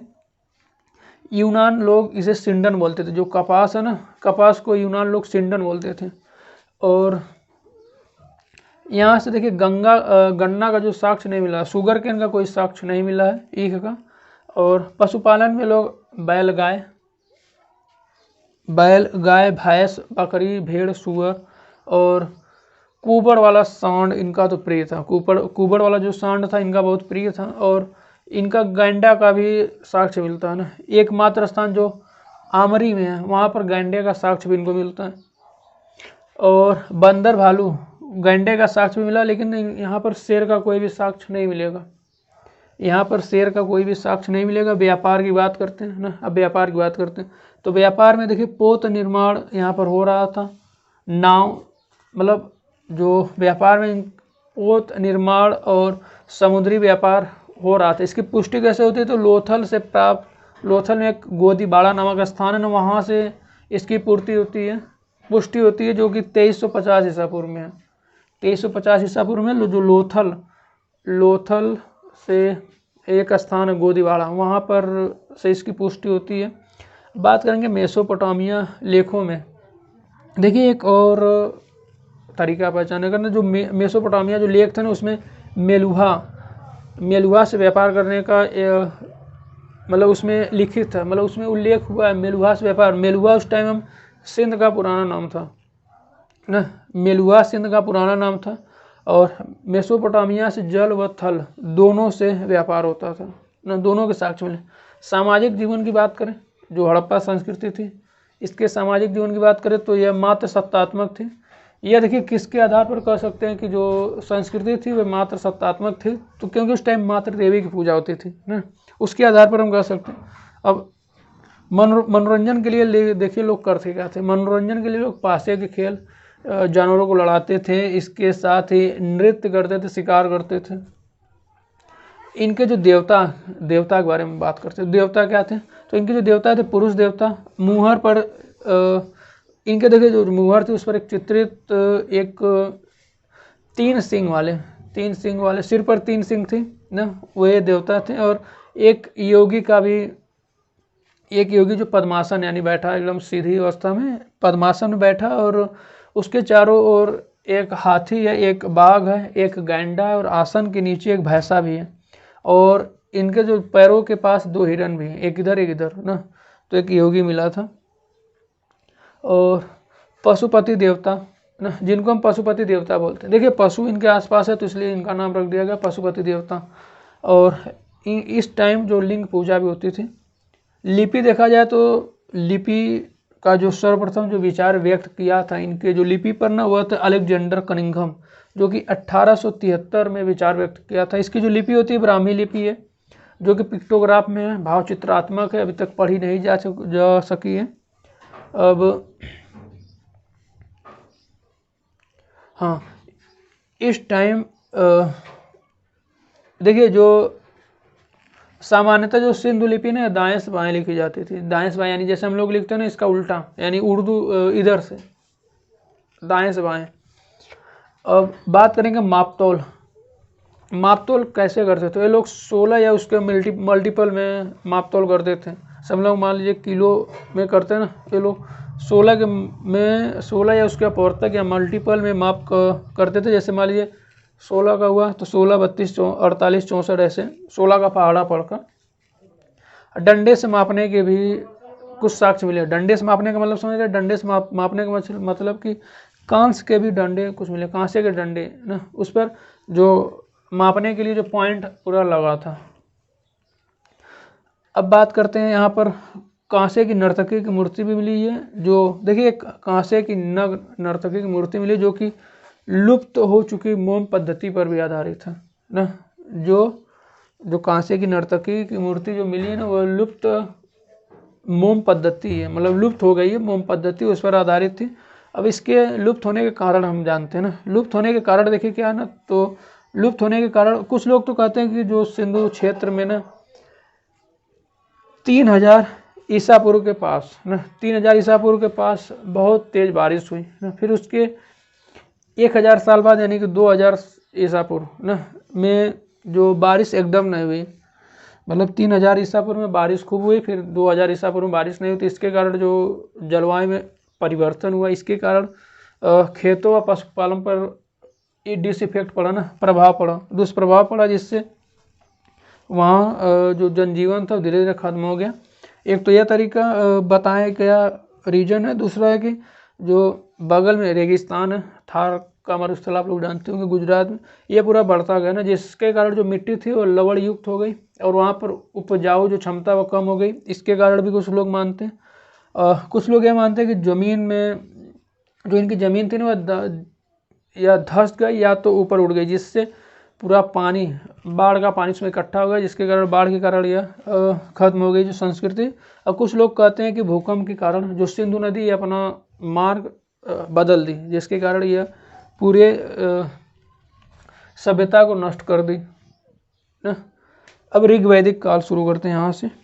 यह पूरा हो गया ऋग्वैदिक काल। देखिए इसका ऋग्वैदिक काल में आ जाएंगे आर्य लोग ना। आर्यों का स्थान, बात करें आर्यों का स्थान, देखिए इस पर काफ़ी आर्यों के स्थान पर काफ़ी मतभेद है। तो वैसे तो इसको आल्प्स पर्वत है ना। आल्प्स पर्वत देखिए कहाँ पर है, आल्प्स पर्वत के पूर्वी क्षेत्र के आसपास का माना जाता है आल्प्स पर्वत। मैक्स मुलर एक है इतिहासकार, मैक्स मुलर के अनुसार जो आर्यों का निवास स्थान मध्य एशिया माना जाता है, मध्य एशिया। भारत में आर्यों की जानकारी हमको ऋग्वेद से मिलती है। और देखिए ऋग्वेद में ना 36 बार आर्य शब्द का उल्लेख हुआ है, 36 बार आर्य शब्द का उल्लेख हुआ है। इनका अगर हम मुख्य व्यवसाय की बात करें, जो आर्य लोग थे इनकी मुख्य व्यवसाय की बात करें तो इसमें पशुचारण आ जाएंगे, कृषि का पशुचारण, यानी कि जो पशुओं को चराना इनका मुख्य पेशा था। कृषि इसमें सेकंड नंबर पर था, सेकेंडरी था कृषि का स्थान। जो आर्य समाज था पुरुष प्रधान था, आर्य समाज हमारा पुरुष प्रधान था। अभी आपने पढ़ा कि हड़प्पा संस्कृति जो मात्र सत्तात्मक थी, लेकिन आर्य समाज पुरुष प्रधान था। इसमें पालतू घोड़े के सर्वप्रथम साक्ष्य मिलते काला सागर और यूराल पर्वत के आसपास ना। घोड़े के सर्वप्रथम साक्ष्य मिलते काला सागर और यूराल पर्वत। अब हम साहित्यिक साक्ष्य की बात करें तो ऋग्वेद आएगा पहले नंबर पर। ऋग्वेद है जिसमें 10 मंडल और 1028 सूक्त हैं। 10 मंडल यानी 10 भाग हैं और 1028 सूक्त, जिसमें से 10 मंत्र और 56 देखिए 1028 सूक्त। अब ऋग्वेद के 3 पाठ हैं, मतलब जो ऋग्वेद को 3 पाठों में बांटा गया है। पहला है साकल जिसमें 1017 मंत्र साकल। दूसरा है हमारा वालखिल्य, वालखिल्य में 11 मंत्र हैं। और वास्कल है, वास्कल में हमारे 56 मंत्र। 10 मंडल का जो भाग है इसमें से 2 से 7 तक जो हमारा मंडल है यह काफ़ी पुराना है ना। और पहला और 10वां अंत में जोड़ा गया मंडल है, मतलब 2 से 9 तक पुराना है और पहला और 10वां अंत में जोड़ा गया है। अब पाठक की बात करें तो जो ऋग्वेद का जो पाठ करता है उसको महोत्री बोलते हैं। और इसके जो तीसरे मंडल में आपको गायत्री मंत्र मिल जाएगा, ओम भूर्भुवः स्वः वाला गायत्री मंत्र मिल गया। और 10वें मंडल में आपको पुरुष सूक्त है, 10वें मंडल में एक पुरुष सूक्त है, उसमें आपको चतुर्थ वर्ण यानी जिसमें चतुर्थ वर्ण व्यवस्था मिल जाएगी, जिसमें आपको ब्राह्मण क्षत्रिय वैश्य शूद्र मिल जाएंगे। और सर्वाधिक इसमें जो ऋग्वेद में सर्वाधिक पवित्र नदी हम सरस्वती को बोलते हैं, सरस्वती सर्वाधिक पवित्र नदी है। यमुना का उल्लेख इसमें 3 बार हुआ है, गंगा का उल्लेख 1 बार हुआ, अभी 10वें मंडल में हुआ। अस्तो माँ सदगमय, अस्तोमा सदगमय यह ऋग्वेद से लिया गया, अस्तोमा सदगमय यह ऋग्वेद से लिया गया। और जो आर्य जो शब्द है ना, यह संस्कृत शब्द से लिया हुआ, जिसका मतलब होता है श्रेष्ठतम कुल, श्रेष्ठ या उच्च ना व्यक्ति। बात करेंगे हम ऋग्वेद के बाद आता है हमारा सामवेद। सामवेद का अर्थ ही होता है, साम का अर्थ ही होता है गान, यानी गाना गाना ना। तो जो साम का अर्थ है वो गान। देखिए जो हमारा सारे गामा पाधानी है ना, इसकी उत्पत्ति भी इसी से हुई है, सामवेद से हुई है इसकी उत्पत्ति। और इसको हम भारतीय संगीत का जनक भी बोलते हैं, भारतीय संगीत का जनक बोलते हैं। सामवेद के जो पाठक होते हैं इसको हम उद्गाता बोलते हैं, जो सामवेद का पाठ करता है उसको हम उद्गाता बोलते हैं। इसके साथ हम इसका जो सामवेद का उपवेद है उसको हम गंधर्व वेद बोलते हैं।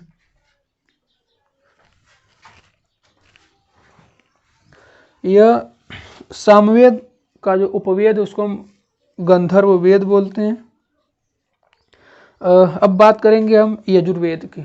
यजुर्वेद में देखिए क्या है ना, बेसिकली यह यजुर्वेद या यज्ञ के बारे में, इसमें यज्ञ के बारे में पूरा मिल जाएगा। और यह गद्य और पद्य दोनों में, यजुर्वेद आपका गद्य और पद्य दोनों में मिल जाएगा है। और इसके जो पाठक उसको हम अध्वर्यु बोलते हैं, अध्वर्यु। और इसका जो उपवेद है, यजुर्वेद का जो उपवेद है उसको हम धनुर्वेद, इसमें धनुष की शिक्षा के बारे में बताया गया, धनुर्वेद। अथर्ववेद, अथर्ववेद देखिए ये अथर्वा ऋषि के नाम पर पड़ा है अथर्ववेद। और इसमें 20 अध्याय हैं, 731 सूक्त हैं, और इसके साथ 6000 मंत्र हैं। अब देखिए इसमें अथर्ववेद में आपको जादू टोने, वशीकरण, चिकित्सा, भूत प्रेत आदि सब मिल जाएंगे, टोने टोटके से मिलते हैं औषधि। इसका जो उपवेद का नाम है ना वह शिल्प वेद है। और देखिए जो काशी यानी बनारस है, काशी का जो सर्वप्रथम उल्लेख हुआ है इसी में हुआ था, अथर्ववेद में। अब बात करेंगे आरण्यक। आरण्यक देखिए क्या चीज़ है, तो यह पूरा वेद रहा, ऋग्वेद, सामवेद, अथर्ववेद और यजुर्वेद। अब आएंगे आरण्यक। देखिए यह टोटल 7 प्रमुख आरण्यक है। यह वनों में लिखे जाने के कारण ना, इसका जो वनों में लिखे जाने के कारण इसको हम आरण्यक बोलते हैं, क्योंकि अरण्य मीन्स होता है जंगल। अब उपनिषद देखिए भारतीय दर्शन का पिता भी बोल सकते हैं इसको, उपनिषद को भारतीय दर्शन का पिता बोलते हैं। और कुल संख्या उपनिषद की कुल संख्या 108 है। और यह देखा जाए तो जो हमारा सत्यमेव जयते ने मुंडको उपनिषद से लिया गया, मुंडको उपनिषद से लिया गया सत्यमेव जयते। और ऋग्वेद में इंद्र को पुरंदर कहा गया है, ऋग्वेद में इंद्र को पुरंदर इसलिए कहा गया ना क्योंकि दुर्गों को तोड़ने वाला राजा कहा गया है। और दशराज युद्ध ना, दशराज युद्ध देखिएगा इसकी भी पुष्टि हुई है। दशराज युद्ध देखिए भरत वंश के राजा थे सुदास ना, और भरत वंश के राजा थे सुदास, और 10 राजाओं के बीच युद्ध होता है। इसमें देखिए होता क्या है ना कि जो सुदास थे ना वह गुरु विश्वामित्र थे ना, उनको पुरोहित से हटाकर गुरु वशिष्ठ को बना देते हैं पुरोहित ना। तो जो विश्वामित्र होते हैं, विश्वामित्र अपनी जो इंसल्ट होता है उसका बदला लेने के लिए जो कबीलों के जो राजाओं को इकट्ठा करते हैं और उस सुदास से लड़ाई करवाते हैं, तो इसलिए इसको हम दशराग युद्ध भी बोलते हैं। और उस टाइम जो यह युद्ध हुआ था पुरुषड़ी नदी हुआ था, पुरुषड़ी नदी जिसका नाम था रावी नदी, इस टाइम नाम है रावी नदी पर हुआ था। और इसका वर्णन हुआ है ऋग्वेद के 7वें मंडल में, जो दशराग युद्ध का वर्णन हुआ है ऋग्वेद के 7वें मंडल में हुआ है। और प्रशासनिक तंत्र की बात करें तो जो कबीले के जो प्रशासनिक प्रधान थे ना कबीले के, उसको हम राजन या राजा बोलते थे। और इस टाइम जो राजा था ना वह राजा का पद अनुवांशिक हो चुका था। और जो इस टाइम देखिए जो राजा ना वह केवल मुखिया था, सॉरी लाइट जा चुकी, कोई बात नहीं। जो राजा था वह केवल मुखिया था और काम करता था, वो कबीलों से सलाह लेना पड़ता था इस टाइम जो ऋग्वेद काल में। अब ऋग्वेद में ऋग्वेद में आर्य वर्ण और दास वर्ण का उल्लेख हमको मिलता है। और ऋग्वेद में 250 सूक्त थे। 250 सूक्त, देखिए जो उस टाइम ना, जो इंद्र काफ़ी लोकप्रिय देवता थे, क्योंकि लोकप्रिय देवता होने के कारण जो ऋग्वेद में 250 सूक्त मिलते हैं, और इसको वर्षा का देवता भी बोलते हैं। इसके बाद दूसरे नंबर पर स्थान था अग्नि का, इनके लिए 200 सूक्त मिलते हैं। यानी कि जब से लोकप्रिय फेमस जो देवता थे इंद्र थे, इनको वर्षा का देवता बोलते थे। और दूसरे नंबर पर थे अग्नि का देवता ना, जिसको हम 200 सूक्त इनके लिए लिखे गए हैं। तीसरे नंबर पर हमारे आ जाएंगे वरुण देव, जो जल व समुद्र का देवता थे। और फिर इसके बाद मारुत, इसको आंधी का देवता बोलते थे। और पूषण देखिए ऋग वैदिक काल में ना पशुओं का देवता थे, लेकिन ये उत्तर वैदिक काल में शूद्रों का देवता हो जाते हैं। तो पूषण जो देवता है ना, ये ऋग वैदिक काल में पशुओं के देवता थे, और उत्तर वैदिक काल में शूद्रों के देवता हो जाएंगे। फिर संपूर्ण, देखिए जो हमारा वैदिक काल है ना, संपूर्ण वैदिक काल में ना तो कोई मंदिर का साक्ष्य मिला, ना तो कोई मूर्ति पूजा का साक्ष्य मिला। अब बात करेंगे हम उत्तर वैदिक काल, तो इसका टाइम पीरियड हमारा 1000 ईस्वी से 6000 ईस्वी पूर्व है। और उत्तर वैदिक काल में ना सामवेद, यजुर्वेद, अथर्ववेद और आरण्यक और उपनिषदों की रचना हुई। यानी कि उत्तर वैदिक काल में ही सामवेद, यजुर्वेद, अथर्ववेद और इसके साथ जो भी सब है वेद रचे गए, उपनिषद हो गए। अब अथर्ववेद में जो परीक्षित थे उसको मृत्यु का देवता बोलते हैं। अथर्ववेद में वेदांग में 6 भाग थे। वेदांग देखिए क्यों रचना की गई थी, ये वेदों को समझने के लिए वेदांग की रचना की गई। इसके 6 वेद होते हैं। पहला हो गया शिक्षा, दूसरा कल्पसूत्र हो गया, व्याकरण हो गया, निरुक्त हो गया, छंद और ज्योतिष हो गया। इसकी जो रचना लगभग 1000 ईसा पूर्व से 500 ईसा पूर्व उत्तरी गंगा के मैदानों में हुई। तो उत्तरी गंगा के मैदान यानी जो यूपी बिहार वाला एरिया है पूरा, और कोलकाता भी आ जाएगा, इसको उत्तरी गंगा के मैदान बोलते हैं। देखिए जो 2 कबीले थे, भरत और पुरु मिलकर कुरु का निर्माण करते। 2 कबीले मिल जाते आपस में, भरत और पुरु। फिर इसके बाद दिल्ली क्षेत्र का जो हरियाणा का आसपास का एरिया ना, वहाँ पर अधिकार कर लेते हैं, जो कुरुक्षेत्र के नाम से फेमस होता है, और वहीं पर महाभारत की लड़ाई होती है। अब गाय के कारण भी कई लड़ाइयाँ हुई हैं। 1000 ईसा पूर्व में लोहे के साक्ष्य मिले। लोहे के साक्ष्य कहाँ मिले 1000 ईसा पूर्व में? तो कर्नाटक के धारवाड़ जिले हैं, वहाँ पर लोहे के साक्ष्य मिले हैं। उत्तर वैदिक काल में जो लोहे को श्याम अयस बोला जाता था, उत्तर वैदिक काल में लोहे को श्याम अयस, और इसके जो साक्ष्य मिले हैं ना लोहे के, कर्नाटक के धारवाड़ जिले में मिले हैं। सभा में देखिए, अब इस टाइम कुछ हम समाज के बारे में भी देखते हैं। तो उत्तर वैदिक काल में जो ऋग्वैदिक यानी इधर जो सभा में स्त्रियां भाग ले सकती थी, लेकिन उत्तर वैदिक काल में जो सभा में स्त्रियां भाग नहीं ले सकती, तभी इस टाइम में जो स्त्रियों की जो मनोदशा होगी ना, वह पूरी गिर जाएगी। मनोदशा होगी उनकी, जो ओवरऑल जो पूरा सामाजिक जो वैल्यू होगा थोड़ा सा कम हो जाएगा।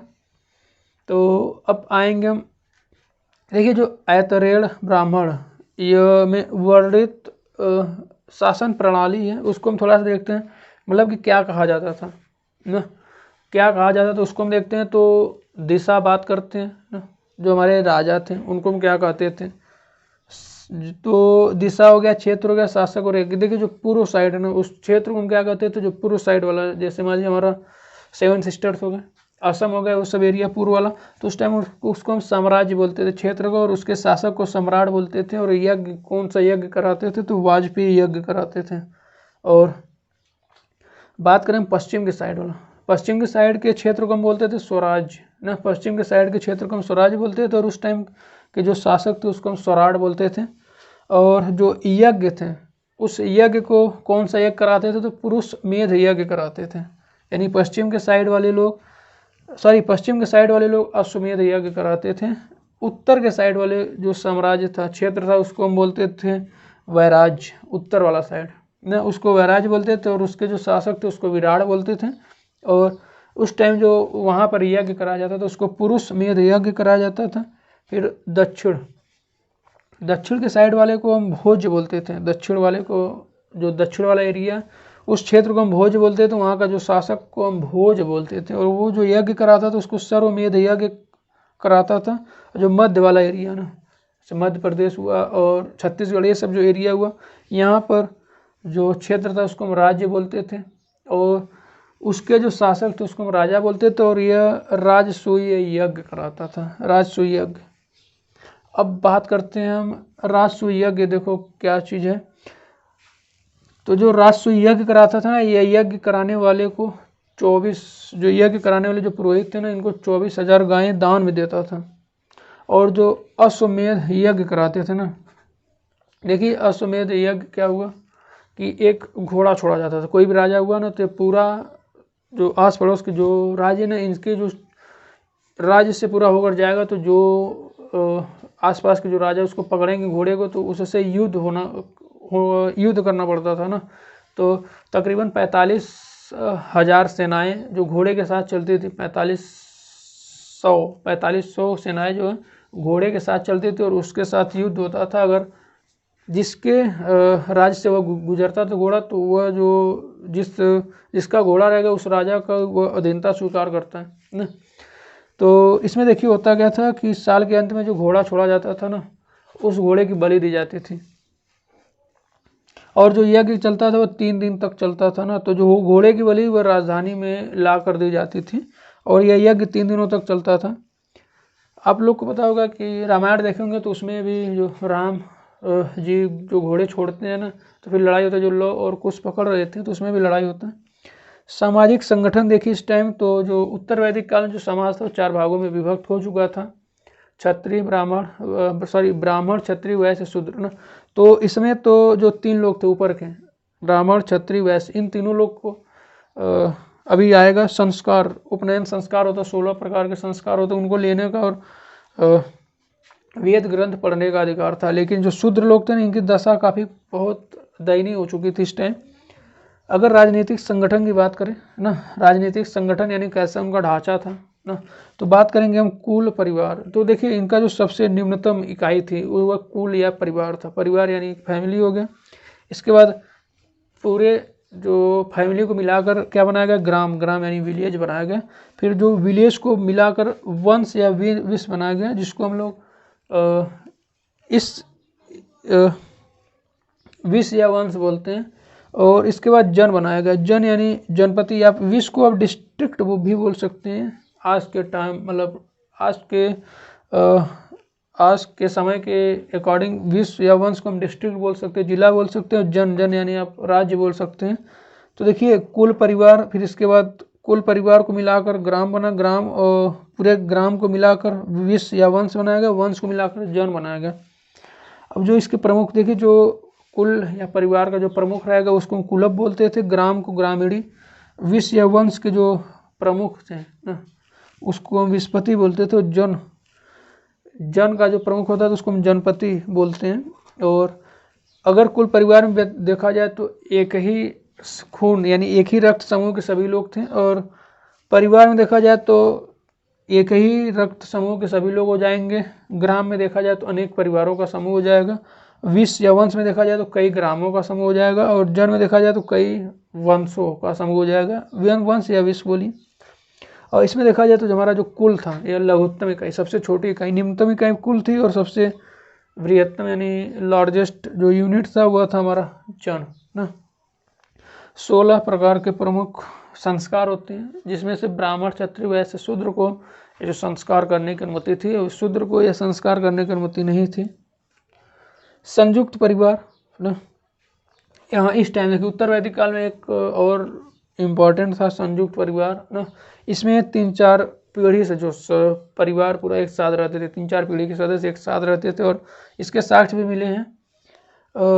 विवाह के प्रकार, तो विवाह ये देखिए मनुस्मृति में कुछ विवाह का उल्लेख है। तो टोटल 6 प्रकार के विवाह होते हैं। पहला ब्रह्म विवाह।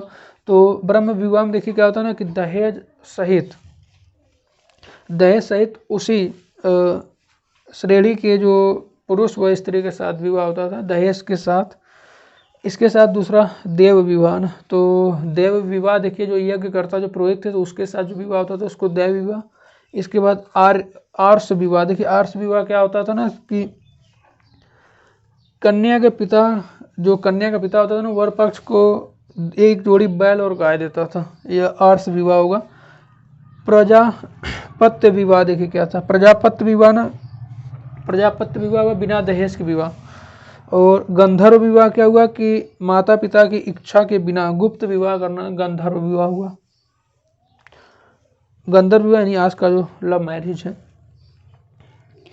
और इसके बाद अब असुर विवाह आएंगे। असुर विवाह में क्रय द्वारा यानी किसी स्त्री को खरीद कर शादी करना, पैसे देकर उसका मूल्य चुकाकर।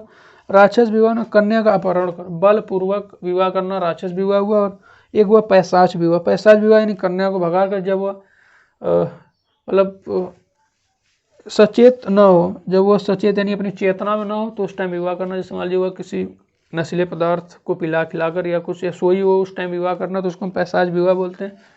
अब बात करेंगे हम, देखिए जो हमारा 4 आश्रम व्यवस्था है ना, 4 आश्रम व्यवस्था वो किसमें है, तो जबालो उपनिषद में है। जबालो उपनिषद में हमारे को 4 आश्रम व्यवस्था, जिसमें आपका ब्रह्मचर्य हो जाएगा, गृहस्थ हो जाएगा, वानप्रस्थ हो जाएगा और संन्यास हो जाएगा।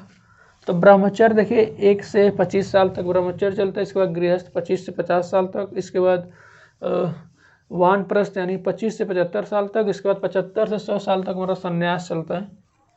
अब बात करेंगे हम जैन धर्म और बौद्ध धर्म के। तो देखिए जैन धर्म के और बौद्ध धर्म के उद्भव के कारण क्या थे, तो उत्तर वैदिक काल में ना 4 वर्णों का विभक्त होना, यह सबसे बड़ी बात थी। जो निम्न वर्ण शूद्र लोग थे ना, इनके लिए जो न तो वेद का पाठ करना न मंदिरों में जाना सब निषेध हो चुका था। तो उस टाइम यह जो वैश्य और शूद्र थे ना, ये उत्तर वैदिक काल में यह कर्म के आधार पर न होकर जाति मतलब कि जन्म जात हो गए, ये जो आधार था। मतलब कि अगर शूद्र पहले देखिए ये जो 4 वर्ण व्यवस्था थी ये पहले कर्म के आधार पर, यानी जो जैसा काम करता था वैसा था, लेकिन बाद में जन्म जाति के आधार पर हो गई। तो इसके बाद क्या हुआ कि और एक चीज़ और था कि समाज में जो ऊंचे पद पर यानी जो क्षत्रिय और ब्राह्मण हुआ, अगर ये कोई भी अपराध करते तो इसके लिए बहुत छोटी सजा होती थी। और इस मतलब ऊंचे वर्ण में पैदा होने में ना बहुत मतलब कि उसका जो स्टेटस था ना बहुत ज़्यादा था। जो छोटे कुल में पैदा होते थे अगर वो कोई भी अपराध करते तो उसके लिए उतनी कठोर सजा होती थी। तो इन सब के लिए जो और इस टाइम एक और कारण था कि जो ब्राह्मण थे ना ये अपने खुद को श्रेष्ठ बताते थे, तो जो क्षत्रिय लोग थे ना इसके अगेंस्ट खड़े हुए। और तो आपको पता होगा कि जो महावीर स्वामी हुए और गौतम बुद्ध ये सब भी क्षत्रिय कुल से ही आते हैं। तो इसके बाद देखिए लोहे की खोज, और इसके साथ देखा जाए तो लोहे की खोज हो गई ना। लोहे की खोज होने के कारण खेती यानी कृषि में आशातीत वृद्धि हुई। तो जो तीसरा वर्ड जो वैश्य समाज है ना, क्योंकि काम धाम यही करता है, तो वैश्य समाज के पास पैसे काफ़ी मात्रा में आ जाएंगे, पैसे और धन काफ़ी मात्रा में आ जाएंगे। तो उसके बाद वे सोचेंगे कि हम कोई एक ऐसा धर्म मिल जाए ना जिसमें उनका जो स्टेटस थोड़ा सा बन जाए अच्छा खासा। अब देखिए इसमें ये तीसरे नंबर पर आते थे, लेकिन पैसे होने के कारण ये अब सोचेंगे कि उनका भी जो स्टेटस स्तर है वो थोड़ा सा बढ़ जाए। तो इसके लिए एक ऐसे धर्म की तलाश में होते हैं जिसमें कि सब बराबर हों। तो इसीलिए देखिए जो सबसे अधिक दान जैन धर्म और बौद्ध धर्म को मिला, सबसे अधिक दान यही लोग किए, सबसे अधिक दान दिए। जो वैसे लोग काफ़ी पैसा हो जाता है तो इसलिए दान भी देते हैं। अब प्रसिद्ध होने का कारण देखिए क्या क्या था। जैन धर्म और बौद्ध धर्म के प्रसिद्ध होने का कारण क्या क्या था, तो पहले नंबर पर आ जाएगा वर्ण व्यवस्था का न होना। वर्ण व्यवस्था का न होना पहला कारण था। दूसरा था अहिंसा का उपदेश। अहिंसा का उपदेश इसलिए ना, अहिंसा का उपदेश देते थे दोनों धर्म, तो इससे एक फ़ायदा हुआ कि युद्ध की समाप्ति हो जाएगा ना। तो तीसरा हुआ सूदखोर। देखिए जो सूदखोर यानी का मतलब हुआ काज यानी जो ऋण सूद पर पैसा देते थे ना ब्याज पर, तो उसको यहाँ पर अधम कहा गया है, अधम समझा जाता था।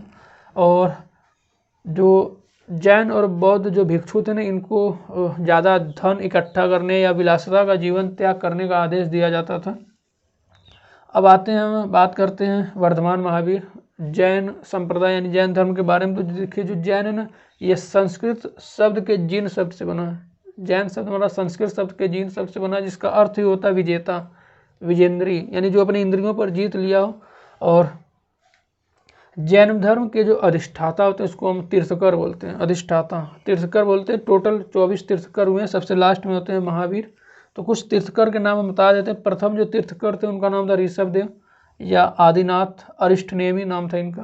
पहले जो तीर्थकर थे इनका नाम था ऋषभदेव या अरिष्टनाम आदिनाथ अरिष्टनेमी। 22वें तीर्थकर थे अरिष्टनेमी और 23वें तीर्थकर थे हमारे पार्श्वनाथ ना, और 24वें तीर्थकर थे महावीर। पार्श्वनाथ देखिए जो 4 महाव्रत थे पहले में वे सत्य, अहिंसा, अपरिग्रह और आस्तेय, यह इसको दिया था पार्श्वनाथ ने। और महावीर स्वामी ने बस लास्ट में ब्रह्मचर्य जोड़ दिया था, तो 5 महाव्रत हो गए थे। महाव्रत का कि जो इसमें रहेंगे ना, जो जैन धर्म के अनुयायी रहेंगे वे इन 5 व्रतों का पालन करेंगे, यानी सत्य बोलेंगे, अहिंसा, अपरिग्रह यानी कि ज़्यादा धनों का इकट्ठा नहीं करेंगे, अस्तेय यानी चोरी नहीं करेंगे, ये सब। और अब बात करते हैं महावीर स्वामी का। महावीर स्वामी देखिए इनका जो जन्म था, महावीर स्वामी जी का जो जन्म था वो 540 ईसा पूर्व में हुआ था। वैशाली के कुंड ग्राम नगर वहाँ पर इनका जन्म हुआ था 540 ईसा पूर्व में। इनके पिता का नाम सिद्धार्थ था ना, सिद्धार्थ जो वज्जी संघ के ज्ञात्रिक क्षत्रिय कुल के प्रधान थे। इनकी जो माता का नाम था त्रिशला या लिच्छवी के चेटक की बहन थी। और इनके बचपन का नाम था वर्धमान महावीर, इनके बचपन का नाम वर्धमान महावीर था। और इनकी जो पत्नी थी यशोधरा ना, इनकी पुत्री का नाम था अड़ोज्जा बोलिए, या इनकी पुत्री का नाम था प्रियदर्शना। इनके जो दामाद थे ना, इनके जो दामाद थे इनका नाम था जमाली। महावीर स्वामी के जो दामाद थे इनका नाम था जमाली। और इनके जो प्रथम विरोधी भी यही थे दामाद। इनका जो शिष्य था उनका नाम था मक्खली पुत्र गोसाल। मक्खली पुत्र गोसाल इनका शिष्य था। और प्रथम देखिए जो मक्खली पुत्र गोसाल ये राजा हैं ना। अब प्रथम शिष्य की बात करें तो जो जमाली जो दामाद इनका प्रथम शिष्य भी वही बनता जमाली जो उनका दामाद था। और इन्होंने घर कब त्यागा, गृह त्याग इन्होंने 30 वर्ष में घर त्याग दिया। और ये अपने बड़े भाई नंदी वर्धन की आज्ञा से घर त्यागा था। जो नंदी वर्धन थे इनकी आज्ञा से घर त्यागा था। और ज्ञान प्राप्ति इनको हुई थी तो 12 वर्ष की तपस्या के बाद ना, 12 वर्ष की तपस्या के बाद इनको ज्ञान की प्राप्ति हुई थी। वो भी स्थान कौन सा था, जिरिम्भिक गांव था, ऋजुपालिका नदी के तट पर पड़ता है एक जिरिम्भिक गांव, वहाँ पर इनको ज्ञान प्राप्ति होती है। और एक साल वृक्ष होता है, साल वृक्ष के नीचे इनको ज्ञान की प्राप्ति होती है। इन्होंने अपना प्रमुख उपदेश राजगिरी में दिया था। राजगिरी में पड़ता है वितुल्लाचल एक पहाड़ी है, वहाँ पर इन्होंने अपना प्रमुख उपदेश दिया था, जो कि वाराकर नदी के तट पर है। वाराकर नदी के तट पर वितुल्लाचल पहाड़ी है। और इनके जो प्रमुख उपाधि देखिए, इनके जो कुछ प्रमुख उपाधि है वे कौन कौन सी हैं, तो केवालिन हो गई, जीन हो गई, निर्ग्रंथ हो गई, अर्हत हो गई। इनकी जो उपाधि थी केवलिन हो गई, जीन हो गई, निर्ग्रंथ हो गई, अर्हत हो गई। और जीवन का अंत यानी निर्वाण की प्राप्ति इनको देखिए कहाँ पर हुई, तो पावापुरी राजगिरी में ये पावापुरी जो कि बिहार में पड़ता है। 72 वर्ष की आयु में 468 ईसा पूर्व में इनकी जो निर्वाण की प्राप्ति होती है 468 ईसा पूर्व में।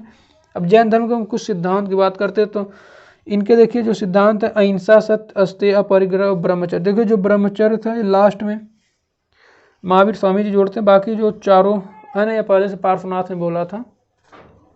तो इसमें से सबसे इम्पॉर्टेंट की बात करें तो सबसे अधिक जो महत्व रखता हुआ अहिंसा है ना। अहिंसा का मतलब हुआ कि हिंसा का परित्याग। अब देखिए जो जैन धर्म ना, इसके बाद जैन धर्म इनकी मृत्यु के बाद, महावीर स्वामी की मृत्यु के बाद जो जैन धर्म था 2 संप्रदाय में बढ़ जाता, श्वेतांबर और दिगंबर। श्वेतांबर यानी जो सफ़ेद कपड़े धारण करते थे, और दिगंबर यानी कि ये देखिए जो प्रथम बौद्ध संगति होता है ना उसी में लोग विभक्त हो जाते हैं, सॉरी जो प्रथम जैन संगति होता है उसमें विभक्त हो जाते हैं। इसके बारे में डिस्कस करेंगे। दिगंबर यानी जो नग्न रहने वाले थे ना। अब जैन धर्म के देखिए त्रिरत्न थे, त्रिरत्न बोलिए या इसको 3 जौहर बोलते थे, जिसमें से आपको सम्यक ज्ञान आ जाएगा, सम्यक दर्शन आ जाएगा और सम्यक ध्यान आ जाएगा। त्रिरत्न थे सम्यक ज्ञान, सम्यक ध्यान और सम्यक आचरण, सम्यक आचरण। अब जैन धर्म में ना, जैन धर्म में देखिए जो युद्ध और कृषि दोनों वर्जित था, क्योंकि इसमें जो जंतु है ना, जो जानवर हैं, उनके प्रति हिंसा प्रकट की जाती थी, जीवों के प्रति हिंसा प्रकट की जाती थी। और जैन धर्म ने पुनर्जन्म में विश्वास रखता है और कर्म में भी विश्वास रखता है जैन धर्म। बात करेंगे अब भाषा की, तो देखिए जो जैन धर्म की भाषा थी, या जो भाषा थी इनकी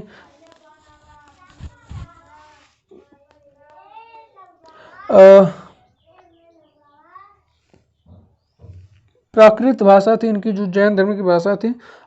इसमें हम बात करेंगे थोड़ा सा प्रथम जैन संगति जो कहाँ कहाँ हुई थी, प्रमुख जैन संगति कहाँ कहाँ हुई थी, तो इसके बारे में बात करेंगे। तो देखिए प्रथम जो जैन संगति हुई थी, यह हुई थी माटलिपुत्र एक स्थान है जो बिहार में पड़ता है। माटलिपुत्र प्रथम जैन संगति माटलिपुत्र जो बिहार वहाँ पर पड़ता है। यह उस टाइम इसके अध्यक्ष स्थूलभद्र थे ना। इसी टाइम जो जैन धर्म होता है 2 पार्ट में डिवाइड हो जाता है, दिगंबर और श्वेतांबर। तो इसका टाइम पीरियड देखा जाए तो 300 ईस्वी से 298 ईसा पूर्व, 300 ईस्वी से 298 ईसा पूर्व। और इसमें बताएं कि जो श्वेतांबर जो भद्रबाहु के नेतृत्व में अलग होते हैं, और दिगंबर जो स्थूलभद्र के नेतृत्व में अलग हो जाते हैं। द्वितीय जो बौद्ध जैन संगति हुई रहती है, वह हुई रहती वल्लभी यानी गुजरात में। द्वितीय जैन संगति वल्लभी यानी गुजरात में होती है। जो इस टाइम जो अध्यक्ष हैं उनका नाम था देवार्धी क्षमाश्रवण। इस टाइम जो अध्यक्ष थे देवार्धी क्षमाश्रवण नाम था। इस टाइम पीरियड था 512 ईस्वी था। और इसमें इसका जो मेन मोटिव क्या था, तो जो बिखरे हुए जो जैन साहित्य ने उसको इकट्ठा किया जाए, समझ गए। तो प्रथम हुआ था 300 से 298 ईसा पूर्व में, और दूसरा हुआ था 512 ईस्वी में। अब आते हैं इधर बौद्ध धर्म के बारे में थोड़ा सा डिस्कस करते हैं। तो देखिए बौद्ध धर्म, जो हमारा बौद्ध धर्म है ना, यह गौतम बुद्ध जो महावीर स्वामी के समकालीन थे, उन्होंने इसकी स्थापना किया था बौद्ध धर्म को। तो अगर हम बात करेंगे गौतम बुद्ध के जन्म की, तो इनका जन्म 563 ईसा पूर्व में हुआ था। और इनका जो जन्म स्थल है लुम्बिनी वन है, जो कपिल वस्तु जो इस टाइम नेपाल में पड़ता है, वहाँ पर हुआ था ना। तो इस टाइम हुआ था एक, देखिए इनका जो जन्म हुआ था, जन्म स्थल इनका लुम्बिनी जो कपिलवस्तु जो नेपाल में पड़ता है उस वहाँ पर हुआ था। इनके पिता का नाम शुद्धोधन था। इनकी जो माता का नाम था महामाया देवी था। इनके बचपन के 1 सप्ताह बाद इनकी जो माता जी की डेथ हो जाती है, तो इनका जो लालन पालन करती इनकी मौसी, इनका नाम था प्रजापति गौतमी। इनके बचपन का नाम था सिद्धार्थ ना। इनका पालन पोषण किया था प्रजापति गौतमी ने, जो इनकी मौसी थी। इन्हीं के नाम पर इनका नाम पड़ता है गौतम। एक और इनका जो गोत्र था वो गौतम था, इसलिए इनका नाम गौतम पड़ा। और इनका जो विवाह था 16 वर्ष की अवस्था में यशोधरा नाम की एक राजकुमारी के साथ हो जाता है। इनका एक पुत्र था राहुल ना। देखिए हुआ क्या था कि जब ये पैदा हुए थे तो जो पुरोहित होते जो नामकरण करते थे ना, इन्होंने बताया था कि ये जो राजकुमार हैं आगे चलकर गृह त्याग देंगे और एक बहुत बड़े धर्म की स्थापना करेंगे और एशिया में बहुत फेमस होंगे। तो इनके जो विवाह हुआ था 16 वर्ष की अवस्था में हो चुका था। इनका जो महाभिनिष्क्रमण हुआ था ना, ये जो गृह त्याग की घटना थी ना, गृह त्याग की घटना को महाभिनिष्क्रमण बोलते हैं। इनका एक सारथी था जिसके साथ यह गए थे घूमने के लिए। तो हाँ देखिए एक कहानी, ये इनका जो सारथी था चन्ना, इनके घोड़े का नाम था कंथक। इनका सारथी चन्ना था और इनके घोड़े का नाम था कंथक। तो ये लोग क्या करते हैं ना कि बिना अपने पिताजी की आज्ञा से चोरी से निकल जाते हैं पूरा घूमने के लिए। तो जब जाते हैं तो इनको क्रमानुसार पहले एक वृद्ध औरत मिलती है जो खांसते हुए बीमार रहती, फिर एक 100 जिसको सब ले जाते कंधे पर लाद कर। इसके बाद फिर एक सन्यासी मिलता है ना। तो फिर ये जब जाते हैं तो अपने जो सारथी रहता है, सारथी से पूछते हैं कि यह जो बूढ़ी महिला ये कौन है, तो बताता है सारथी कि एक दिन सबको इसी अवस्था माना, सब बीमार पड़ेंगे, सब बूढ़े होंगे। फिर जब आगे जाते तो जब डेथ शव ले जाते हुए मिलते हैं तो उसको भी पूछते हैं ये सब क्या कर रहे हैं, तो सारथी जो बताता है कि ये मर चुका है, एक दिन सबको मरना। फिर उसके बाद जब आगे जाते तो एक सन्यासी मिलता है, साधु, जो एकदम मस्त रहता है, तपस्या अपने ध्यान में खोया रहता है। तो उसको पूछते हैं तो बताता है कि एक साधु है जो ध्यान में खोया हुआ है, तो इससे उनके दिमाग पर एक असर पड़ता है। तो इसी कारण वे रात को 16 वर्ष की अवस्था में रात को निकल लेते हैं घर से बिना किसी को बताए हुए। तो फिर इनका जो ध्यान गुरु था उनका नाम था अलार कालम। अलार कालम, इसकी चर्चा भी आगे करेंगे, ध्यान गुरु कौन थे। फिर ज्ञान प्राप्ति देखा जाए तो इनकी जो ज्ञान प्राप्ति 35 वर्ष की अवस्था में हुई थी, वैशाख पूर्णिमा के दिन ना। आप लोगों को पता होगा कि जो वैशाख पूर्णिमा को हम बुद्ध पूर्णिमा भी बोलते हैं। बुद्ध पूर्णिमा में इसलिए बोलते हैं ना कि जो गौतम बुद्ध का जो जन्म हुआ था, मृत्यु हुआ था और ज्ञान प्राप्ति सब वैशाख पूर्णिमा के दिन ही हुआ था, इसलिए उसको हम बुद्ध पूर्णिमा भी बोलते हैं। और ज्ञान प्राप्ति स्थल, लेकिन इनको ज्ञान की प्राप्ति कहाँ हुआ, तो गया, बोध गया में हुआ था, जो बिहार में पड़ता है, और एक वट या पीपल का वृक्ष था उसी के नीचे हुआ था।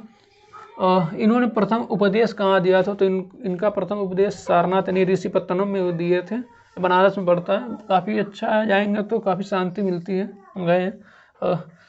इनकी जो भाषा थी, इनकी भाषा थी पाली भाषा, ये लोकल लैंग्वेज थी उस टाइम की। और जो सारनाथ में इन्होंने जो उपदेश दिया था ना, उसको हम, उस घटना को हम बोलते हैं धर्म चक्र प्रवर्तन। और 5 जो ब्राह्मण थे उन्हीं को यह 5 ब्राह्मण को ही यह जो उपदेश देते हैं। वहाँ जाएंगे, बैठे रहते हैं, चारों साइड से 5 लोग बैठे रहते हैं जो उपदेश देते टाइम वहाँ पर बाकायदे वहाँ पर दिखाया गया है। अब जब आप सारनाथ में जाएंगे तो वहाँ पर पूरा इसका बना है, मूर्ति बनी है। इनके जो शिष्य थे ना वह आनंद और उपाली थे। और इनका जो धर्म प्रचार स्थल था यह कहाँ से कहाँ तक था, तो शाक्य, काशी, मगध, ये देखिए सब ना यह महाजनपद हैं, शाक्य, काशी, मगध, अंग और मल्लवज्जी कौशल राज ना। इनके जीवन का अंत देखा जाए तो 483 ईसा पूर्व में 80 वर्ष की अवस्था में वैशाख पूर्णिमा के दिन इनका जो जीवन का अंत हो जाता है। वो भी कहाँ होता है, तो कुशीनगर या देवरिया, उत्तर प्रदेश के देवरिया में एक कुशीनगर है, वहाँ पर इनका जो जीवन का अंत हो जाता है। जो कसिया गांव है, देवरिया में पड़ता है, कुशीनगर। इनका, इसी को महापरिनिर्वाण बोलते हैं ना, महापरिनिर्वाण। अब इनकी घटना की बात करते हैं तो इनके देखिए कुछ घटना से रिलेटेड कुछ साइन है, प्रतीक चिन्ह है, तो उसके बारे में बात करेंगे। तो गर्भ का जो चिन्ह है वह हाथी है, जन्म का जो चिन्ह है वो कमल है, यौवन यानी जो यूथ, यौवन का जो चिन्ह वो सांड है, गृह त्याग की जो घटना हुई थी उसको घोड़े का साइन दिया गया, ज्ञान प्राप्ति को बोध वृक्ष पीपल का, समृद्धि यानी जो फेमस हुए थे इसको शेर का, और प्रथम प्रवचन जो दिए थे इसका जो साइन है वो चक्र का, और निर्वाण की प्राप्ति तो यह पद चिन्ह, निर्वाण की प्राप्ति को पद चिन्ह, और मृत्यु को इन्होंने स्तूप का चिन्ह दिया गया है। और 7 साल भटकते हैं ना, इनको ज्ञान की प्राप्ति ऐसी नहीं हो गई थी, 7 साल भटकते रहे और 6 साल कठोर तपस्या के बाद फिर वे एक वैशाली के समीप एक अलार कालम नामक सन्यासी के आश्रम में गए ना। फिर वहाँ उन्होंने उनको सिखाया, ध्यान करना सिखाया, पूरा एकदम ध्यान किए। और इनका जो प्रसिद्ध अनुयायी थे, जो राजा थे, उनमें बिंबिसार आएंगे, बिंबिसार आ जाते हैं, प्रसेनजीत आ जाते हैं, उदयन, ये सब फेमस जो इनके अनुयायी थे। सिद्धांत की बात करें तो इनके जो सिद्धांत थे वह बौद्ध दर्शन में अनिश्वरवादी यानी ईश्वर को ना मानना ना। और जो संसार, इनका जो कथन थे ना, इनके अकॉर्डिंग जो संसार और दुखमय है, दुखमय का कारण क्या है कि जो मनुष्य इच्छा लालच करता है ना, एक चीज पा जाएगा तो उसमें खुश नहीं रहेगा, दूसरे की लालसा करता है, यही इसके दुख का कारण है। इन्होंने देखिए 4 आर्य सत्य दिया था, जो गौतम बुद्ध जी थे, 4 आर्य सत्य दिया था। क्या दिया था? दुख समुदाय, दुख निरोध और दुख निरोध गामिनी ना। फिर अब बुद्ध का जो जन्म हुआ था, ज्ञान प्राप्ति और महापरिनिर्वाण यानी तीनों वैशाख पूर्णिमा के दिन हुआ था, इसलिए जो वैशाख पूर्णिमा को हम क्या बोलते हैं, बुद्ध पूर्णिमा, इसको हम डिस्कस कर चुके हैं। अष्टांगिक मार्ग देखें, इन्होंने अष्टांगिक मार्ग दिया, तो वे क्या चीज़ है, तो सम्यक दृष्टि, सम्यक संकल्प, सम्यक वाक, सम्यक कर्मांत, सम्यक जीविका और सम्यक व्यापार हुआ, सम्यक स्मृति हुआ, सम्यक स्मृति हुआ और सम्यक समाधि हुआ। कुछ बौद्ध संगतियाँ हैं, उस पर हम डिस्कस कर रहे हैं। तो बौद्ध संगतियाँ देखिए क्या चीज़ है, तो प्रथम जो बौद्ध संगति है 483 ईसा पूर्व में हुई थी, राजगिरी में हुई थी, जो बिहार में पड़ता है। इसके जो अध्यक्ष थे महाकश्यप थे, और उस टाइम जो शासन था अजातशत्रु था, अजातशत्रु उस टाइम शासन था प्रथम बौद्ध संगति में। द्वितीय बौद्ध संगति 100 साल बाद 383 ईसा पूर्व में होती है, और जो स्थान था वैशाली, और जो अध्यक्ष थे वह साबक मीर थे, और जो शासन उस टाइम का था कालाशोक था। तृतीय बौद्ध संगति होती है 250 ईसा पूर्व में, जो स्थान था पाटलिपुत्र था, स्थान का नाम पाटलिपुत्र हुआ, जो अध्यक्ष थे मोगलीपुत्र था, और जो शासन था उस टाइम अशोक था। और चतुर्थ बौद्ध संगति 98 ईसा पूर्व यानी प्रथम सदी ईसा पूर्व होती है, और स्थान था कुंडलवन, और इसके जो अध्यक्ष उस टाइम वसुमित्र थे, और इसका जो शासन था वह कनिष्क इसका शासक था। महात्मा बुद्ध की मृत्यु के बाद जो इनका जो धर्म ग्रंथ है 3 भागों में विभक्त हो गया, सुत्त पिटक, विनय पिटक और अभिधम्म पिटक ना। पतन के कारण, इस जो धर्म बौद्ध धर्म के पतन के कारण, इन दोनों धर्म के पतन के कारण, तो स्पेशली में इसकी बात करेंगे। इसके पतन के कारण देखिए क्या चीज़ थे इंडिया में। तो 12वीं सदी में आते आते ये लुप्त हो गया, जो बौद्ध धर्म था 12वीं सदी तक आते आते लुप्त हो गया। लुप्त होने का कारण कि जो इसकी जो लोकल लैंग्वेज पाली जो भाषा थी ना, इसको छोड़कर लोग संस्कृत अपनाने लगे, जो इसके बौद्ध भिक्षु थे। और देखिए जो बौद्ध धर्म में ना नारी का प्रवेश हो गया था। एक बार महात्मा बुद्ध जी अपने शिष्य आनंद से कहती हैं कि अगर स्त्रियों यानी नारी का अगर प्रवेश नहीं हुआ होता तो यह धर्म हजारों वर्ष तक चलता, लेकिन अब यह उसकी अपेक्षा 500 वर्ष तक ही चलेगा। अब देखिए जो बौद्ध भिक्षु थे यह नारी को भोग की वस्तु समझने लगे, और अब देखिए जो राजा थे ना इस बौद्ध धर्म को संरक्षण देंगे, तो बेसिकली इस बात है जो बौद्ध भिक्षु देंगे उस बौद्ध भिक्षु को ढेर सारा दान देते हैं। तो दान पाने के बाद जो बौद्ध भिक्षु थे ये भिक्षा मांगना छोड़ देते, विलासिता का जीवन जीना शुरू कर देते हैं, और जिसके कारण ये जो धर्म धीरे धीरे लुप्त होता चला गया। और पुष्यमित्र शुंग, इसका और भी रीजन, जो पुष्यमित्र शुंग था ना, यह बुद्धों को बहुत प्रताड़ित किया। पुष्यमित्र शुंग जो कि ब्राह्मण था और शैव संप्रदाय का एक राजा हूड था ना, इन्होंने क्या किया कि मिहिर कुल में बौद्धों को पूरा एकदम मौत के घाट उतार दिया। सैकड़ों बौद्धों को, सैकड़ों नहीं हजारों रहेंगे, सबको मौत के घाट उतार देता है। और शिव भक्त शशांक ना, आपको क्वेश्चन पूछता है कि बौद्ध वृक्ष को किसने कटवाया था, तो शिव भक्त शशांक था, उसने बौद्ध गया में जो बोधि वृक्ष उसको कटवाया था। तो यह पूरा बौद्ध धर्म तक पूरा हो चुका है। अब एंशिएंट हिस्ट्री का पार्ट 1, पार्ट 2 में हम पूरा कंप्लीट करने की कोशिश करेंगे, कंप्लीट कर देंगे, क्योंकि अब महाजनपद से शुरू करना और ख़त्म हो जाएगा। तो यह पार्ट 1 रहा पूरा, आप लोगों को चीज़ें समझ में आ गई होंगी। इसको आप आराम से देखिएगा, ये आपको जब एग्ज़ाम के टाइम में बहुत ही काफ़ी लाभदायक पहुंचाएगा। तो ये रहा पूरा मास्टर वीडियो। बात करेंगे हम इसी के पार्ट 2 में, तो नेक्स्ट जल्दी ही मिलते हैं। धन्यवाद।